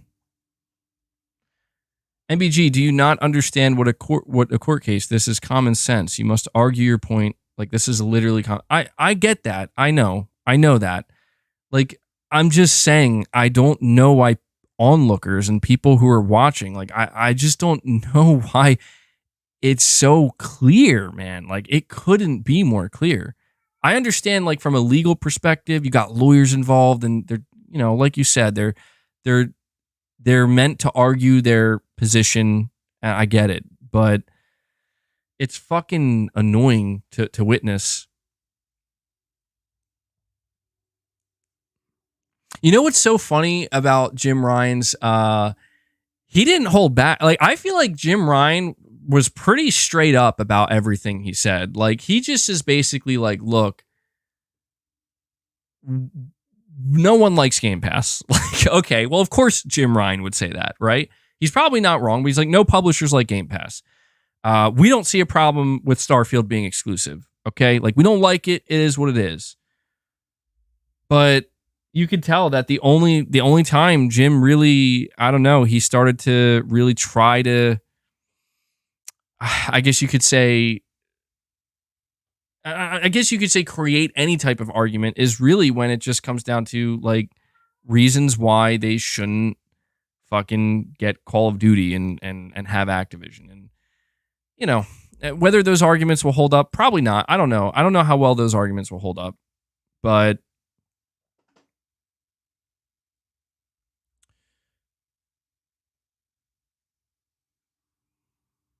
it is what it is, man. I am looking forward to it ending, though, because regardless of how this ends, if there's one thing that I know for certain, like whether or not the deal gets blocked, whether or not it goes through, one thing I know for certain is that the people who are cheering this on right now, they're never going to change their minds. And I guess that's why, I don't know, I get it. Like, I spend too much time here being like, why don't they understand? Why don't they? Because it's not because they don't get it. It's because they don't care. They do understand, but they don't care. And I'm just hoping that once this ends, we can just finally get back to a point where look, I'm at a point where if Microsoft does get this deal to go through, there's going to be no more court hearings. There's going to be no more back and forth. The rubber actually will hit the fucking road. And when that happens, dude, I'm going to be cheering Sony on, man. Like, fucking go for the juggler now, bro. Because these motherfuckers, like, you chipped away at Microsoft for fucking 2 decades. You chipped at them you didn't nuke them. You didn't fucking, you didn't just rip them to shreds. You fucking did what you were supposed to do.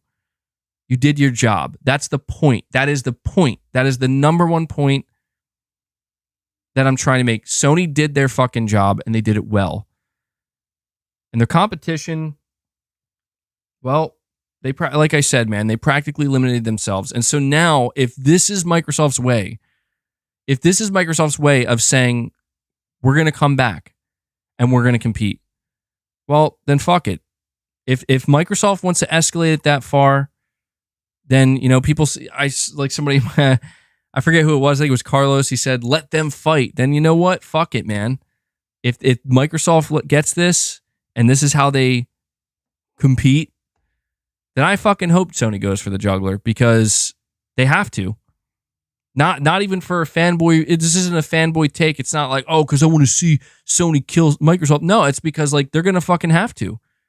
Because one thing that will be made clear is that Microsoft is not out here to do anything other than, as they said it themselves, spend Sony out of business. So if you're Sony, you don't fucking let that happen, right? And I don't know. I guess it's the way forward for Microsoft is crystal clear. That's the point. And this is where I'll end this entire conversation, because it's went on long enough. The way forward for Microsoft is crystal clear, and that is buy our way to the top and hopefully eliminate the competition along the way. That's Microsoft's path forward. Sony's is not so clear. I mean, I feel like they should, number one, just continue to do what they've been doing more than anything, like make great games, keep chipping away, keep, slowly accumulating that market share. But you're saying you'll be cheering for both of them to release great games.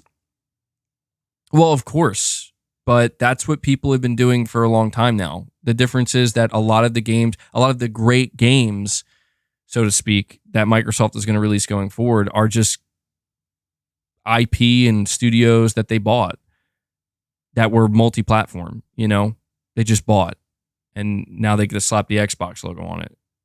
But it's not just going to be one or two games or three. It's going to be like dozens of games, What's wrong if they eliminate Sony? I'm not saying there's anything wrong with it. I get it. That is Sony and Microsoft's end goal, eliminate each other. I get that. I'm just saying that the gloves need to come off if this goes through. And I'm not Sony, man. Like, I'm not in charge. Obviously, I'm not in charge of PlayStation. I don't know what their plans are, but the gloves are going to fucking come off. And it's going to be a fucking bloodbath, bro. And I don't know. I know some people are like, yes, but we're going to see. I do want to see Sony do more, but it is concerning, like what they might do. And they're going to, like, both Sony and Microsoft are going to start doing things that people won't like. But then again, I don't know, man. People are cheering on Starfield exclusivity. People are cheering on Starfield exclusivity while shitting on Final Fantasy exclusivity. So, fuck them, Like, if that's where we're at, then let there be war. Let it escalate. Let it go as far as it's going to go, and let's see who dies in the end.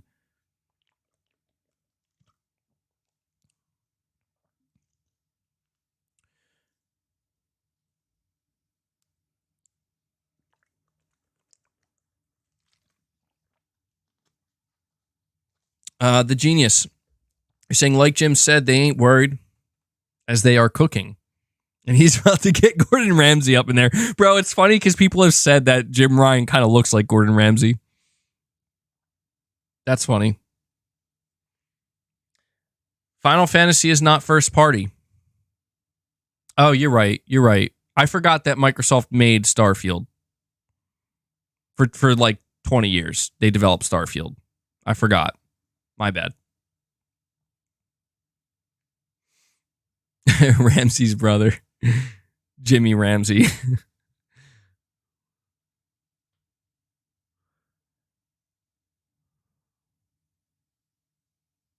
MBG, you do realize an ungloved Microsoft is stronger than an ungloved Sony.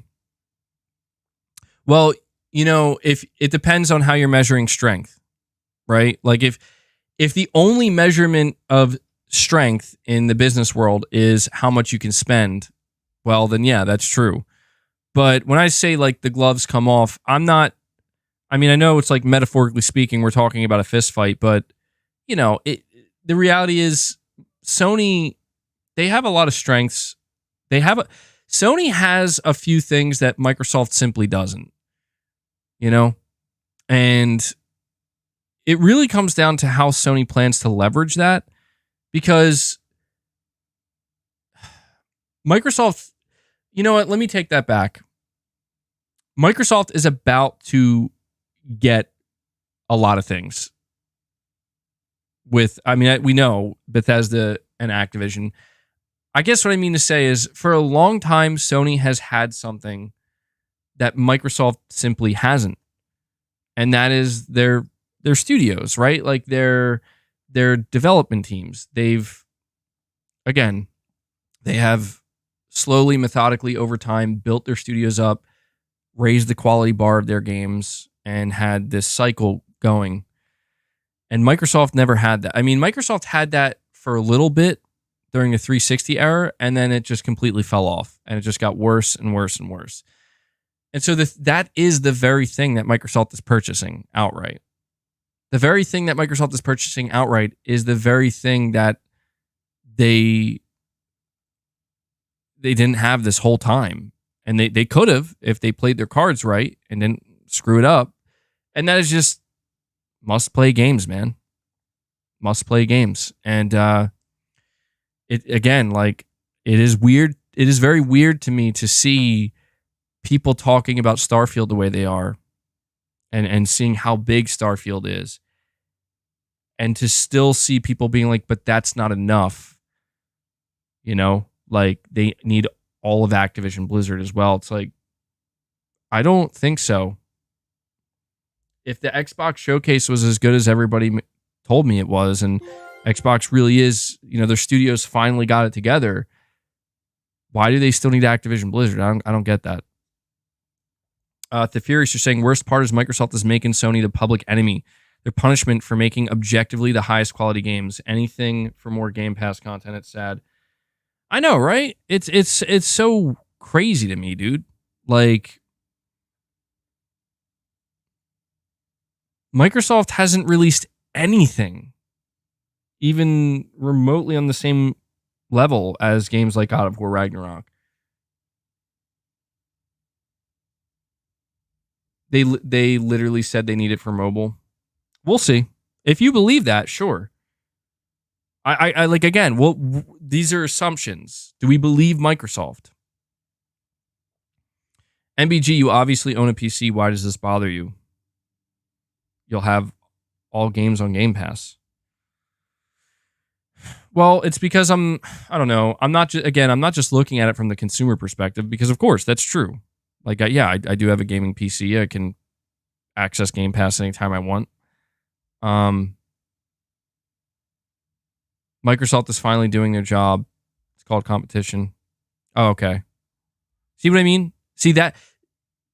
Juju Rush, this is no offense against you. Like, please don't take this personally, because it's not just you, but anybody with that mentality, Microsoft is finally doing their job.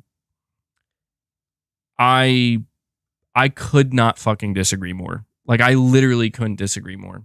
And I'm kind of like, I am kind of shocked that that's how some people view this. Like, this is Microsoft, like, doing their job. Are you fucking kidding me? Microsoft's job was to fucking manage studios and grow studios. And they did the literal opposite, and they fucking decimated them. They failed their job. What they're doing now, they're not doing their job. They're doing the only thing left that they can do, and it's out of desperation. And it's throw money at everything and anything. And I'll never fucking respect that, dude. And people can laugh and they can say, whatever, oh, I get Game Pass. And that's fine. Again, go enjoy your games on Game Pass. But don't fucking talk to me about whether or not Microsoft's doing their job. Like, dude, Microsoft had one fucking job: make great games. And they're fucking their head executive, Phil Spencer, said it's not that simple. It's not just about making great games. That's not going to change anything. The fuck out of here, man. But buying great games will change things? Oh, I get it now. Tell me, why Starfield exclusive again? Oh, right, okay. Because it just doesn't matter. It's a joke, man. The whole thing's a joke.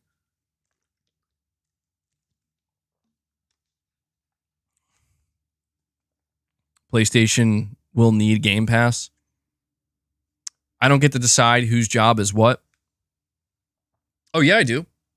Well, here's the thing. If I do get to decide that, if a corporation is trying to sell me a product, what product is Microsoft trying to sell me? Either a console or a subscription service. Okay.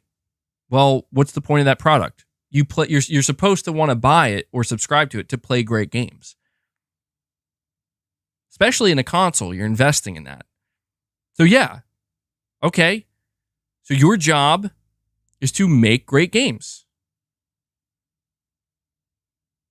If you buy a video game console, their job is to deliver great games. It's that simple, man.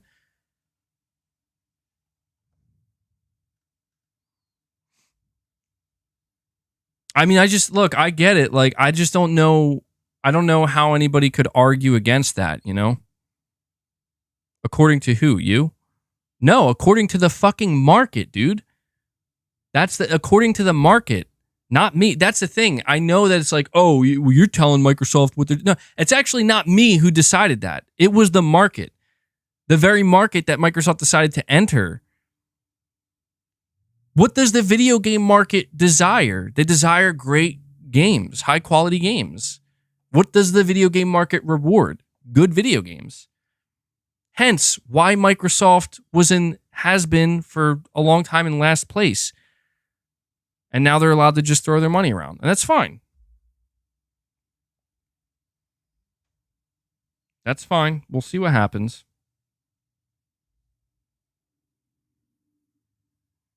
Saying the market loves Game Pass? I mean, maybe.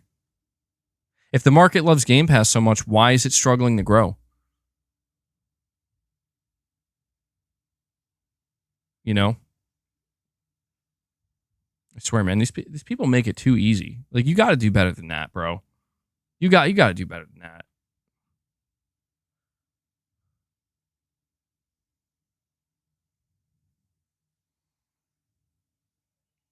If the market loves Game Pass so much, then why has it been so difficult for Microsoft to grow Game Pass?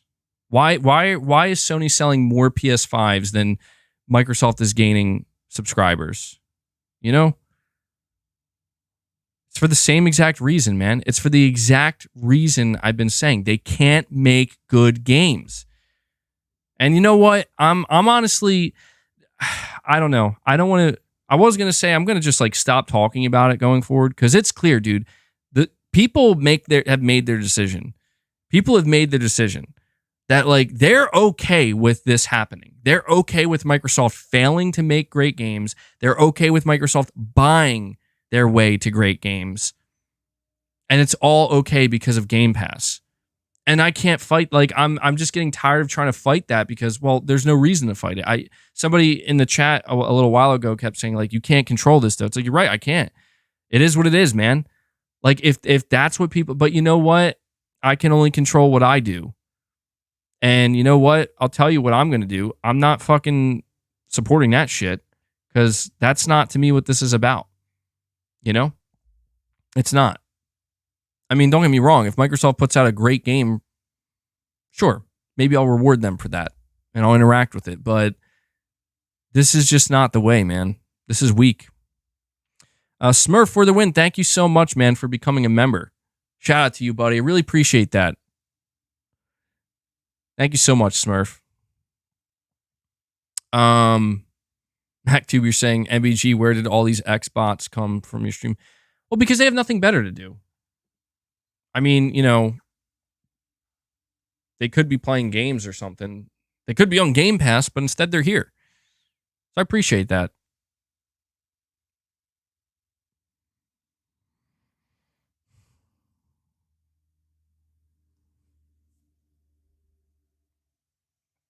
MBG, like I said, anything goes as long as Game Pass gets them.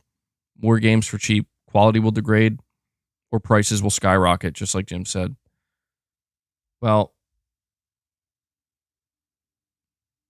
saying Delt's looking big, my dude, hitting the shrugs. Actually, yeah, I had an intense Delt workout today, actually. So,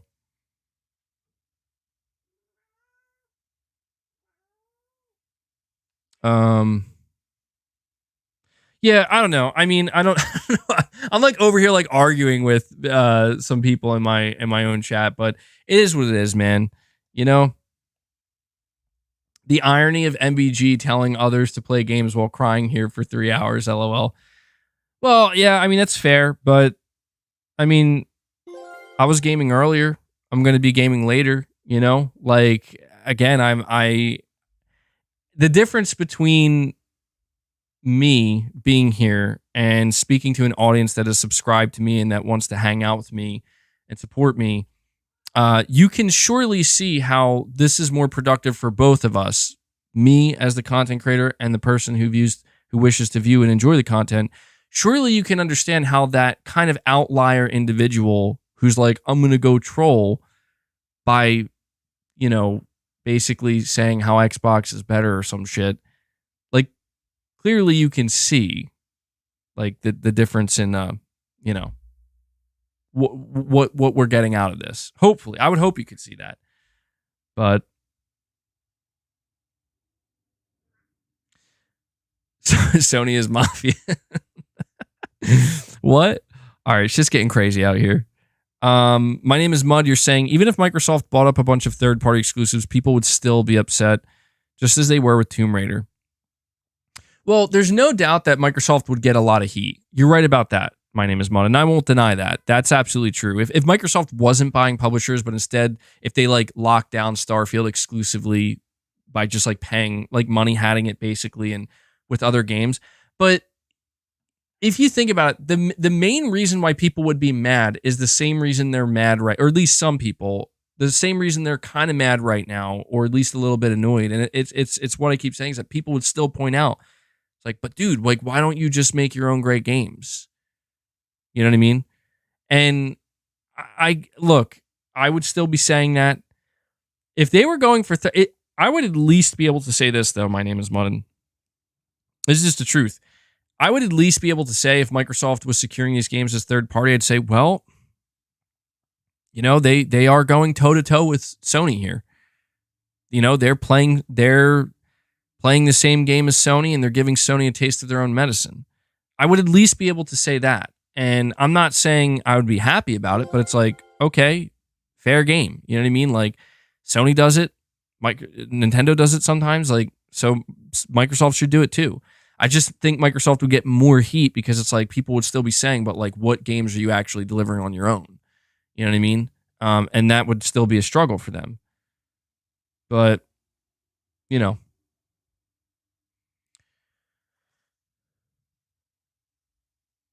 So I don't like that they're not playing Sony's game. No, it's not just, see, that's what I'm trying to say, dude. Like, Swizz, it's not just Sony's game. Sony didn't create the game. Microsoft was probably doing this stuff before Sony even was, at least to a significant degree. I'm just saying I don't appreciate the level of escalation. It's not because of lack of competition. It's not because of competition. And I think people are going to continue to do that. Like, they're going to continue to say, like, MBG just doesn't want competition. He's afraid of Sony having competition. Guys, if I'm wrong, believe me. Fucking please trust me. I will be out here on stream letting you know, goddamn, I was completely wrong. It turns out Microsoft really did just want to compete with Sony. And that's all this was. That's all this was. It was just them wanting to compete. And there was nothing more beyond that. I was completely wrong. And I would be happy to admit that, because that would actually mean that Microsoft isn't lying. That's what that would mean. And that would be very interesting and unexpected. But that's not, again, that's not what I'm seeing right now. Capono says, you promise? I promise. If that's where it ends, then yes, I will say that. Um, Automatronic 1234, you're saying Sony is winning because real gamers don't want the same situation as the movie industry. Subscriptions, low quality movies. Gamers want quality games. Yeah, that's what's weird to me, man, is like when I look at, I go on like Netflix and, Disney Plus and HBO and all these different places and all these different subscription services. It's like, I don't want to say that the quality tanked in everything because that's disingenuous. It's not like there aren't good things to watch on Netflix or on Disney Plus. There's still good stuff out there. But the thing that eludes me here is like, but these are movies and these are shows.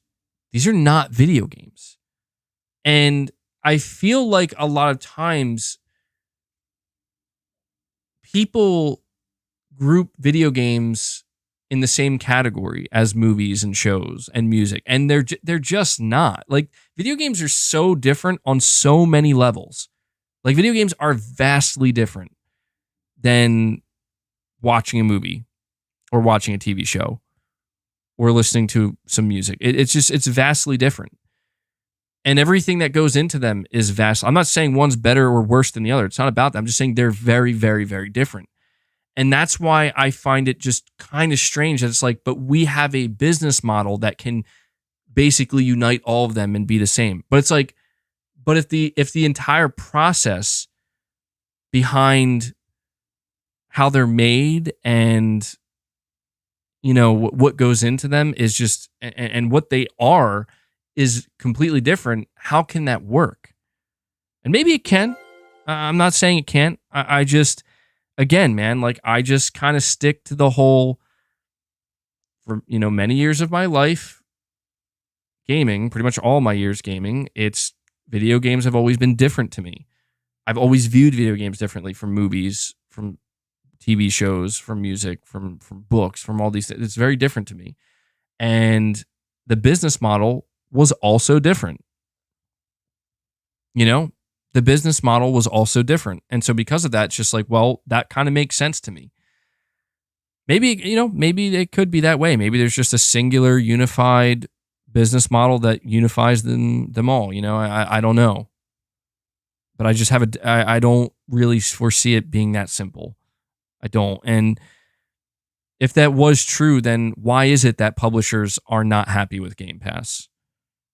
Why is it that video game publishers are against Game Pass? We'll see. We'll see where it goes. Fabrice Paul, you're saying Xbox fans love you and they hate that fact. I know. It's fine. It's my fault, truthfully. I don't blame them. I get it.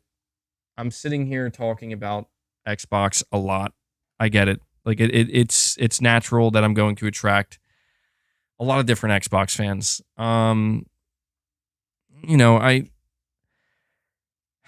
What else would I be talking about today? What else would I don't know. I guess I could do like an entire stream dedicated to talking about Final Fantasy 16. I've been talking about Final Fantasy 16 like a decent amount. It's been kind of layered in with my streams. I think I'm like the big thing is I don't want to spoil shit for people. That's what makes it so difficult.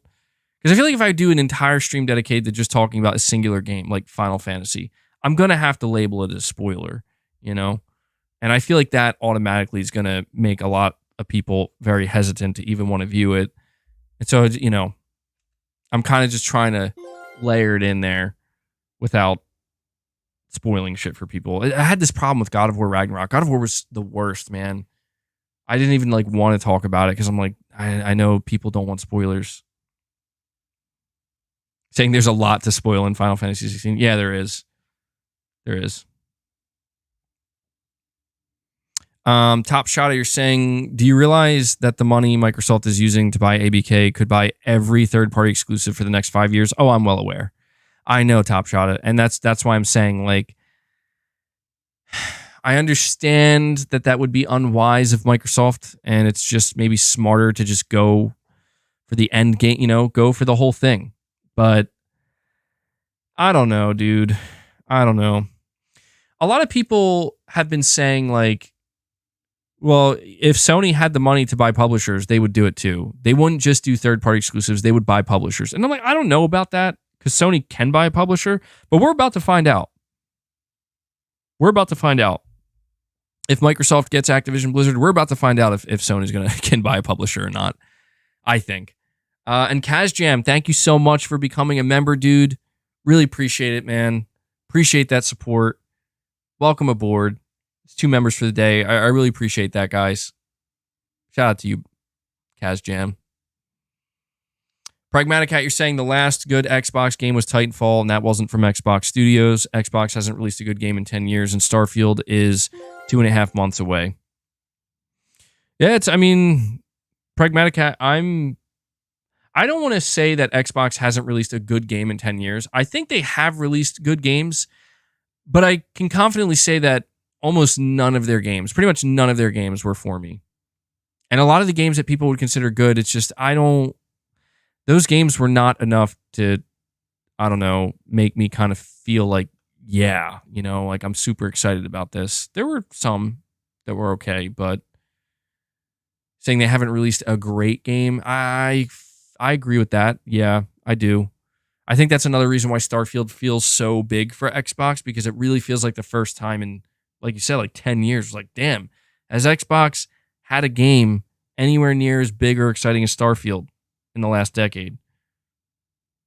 The answer to that is no. And the next question is, whose fault is that?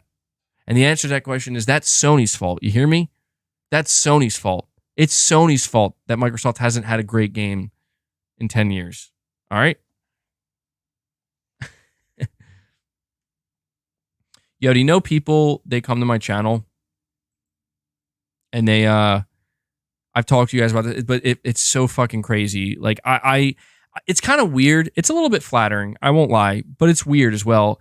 People come to my channel to troll, and then when they get banned, they literally go create another account within 10 minutes to come back and troll again, to get banned again. It's like, that's the game they're playing, man. They're playing the get banned by MBG game. Hey, I guess that's a pretty fun game, right? Pretty engaging.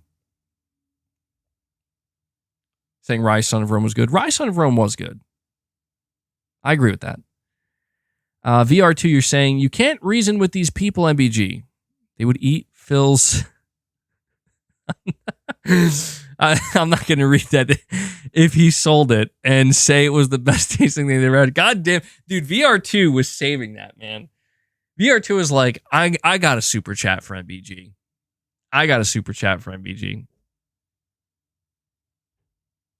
MBG, YouTube allows you to have up to 200 accounts. Oh my God. That's so many, dude. That's insane. Well, I'm going to conclude this stream for today because we are over the 4-hour mark. And I'm going to give just some closing thoughts very quickly. And I'm going to end it because you know what? I have to say this too. This is very important. I should have said this at the beginning of the stream. I knew I was going to forget something. Devil Shooter contacted me and he let me know he's not going to be able to do timestamps for potentially the next entire week. He's not sure. Apparently a big storm rolled in, destroyed his trees are falling and shit, and his ISP, his internet's out. He doesn't know when it's going to come back. So he will be back, but I wanted to let you guys know about that. So if you don't see him, he's not just like gone. So keep that in mind. Top Shot again, thank you for the super, man. You're saying, I would prefer Microsoft make Call of Duty exclusive so that it diminishes the popularity of the game and make other publishers' games blossom. Yeah, that would be interesting. That would be fascinating because it definitely would open the floodgates. If Call of Duty were to go exclusive, I think it's clear it's not going to, but if it were, it would open the floodgates to other publishers to be like, yo, this is our time. Like, we can actually really take Call of Duty down now. I mean, you got X Defiant coming out soon, but yeah, I don't think that's going to happen, man.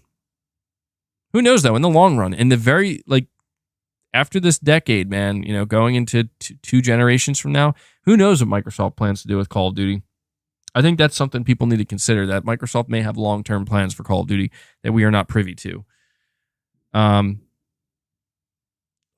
the fuck was that, bro? Oh, okay, that was, dude, that it sounded like something just crashed outside until I realized that was some fucking insane thunder, man. Or lightning, I don't know. I was like, what is that? Anyway, all right. Closing thoughts before I head out. Microsoft's true intentions leaked, and they're obvious. They've always been obvious, but it's nice to finally have it in writing here. They plan to spend Sony out of business. People will come out and say that this is just them being competitive. That's fine. To each their own. I disagree. I think that this is quite nefarious.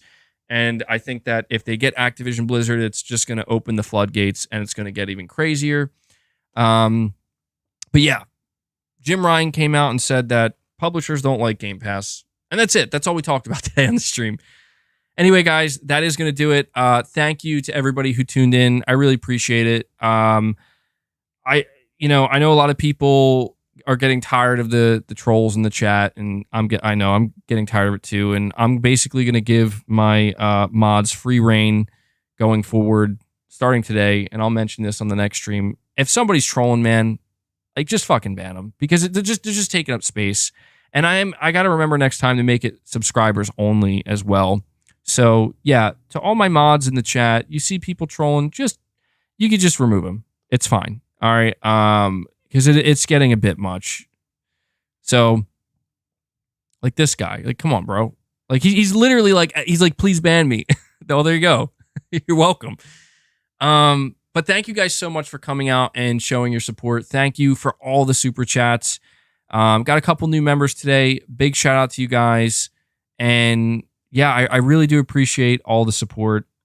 And so I should hopefully have a video coming out a little bit later today. So look forward to that as well. But that does it. Do me one last favor before you head out. Hit that like button to show your support. It helps with YouTube's algorithm. So, all right, guys, that does it. I hope everybody enjoys the rest of the day. I will catch you guys in the next one. So until then, take care, everyone.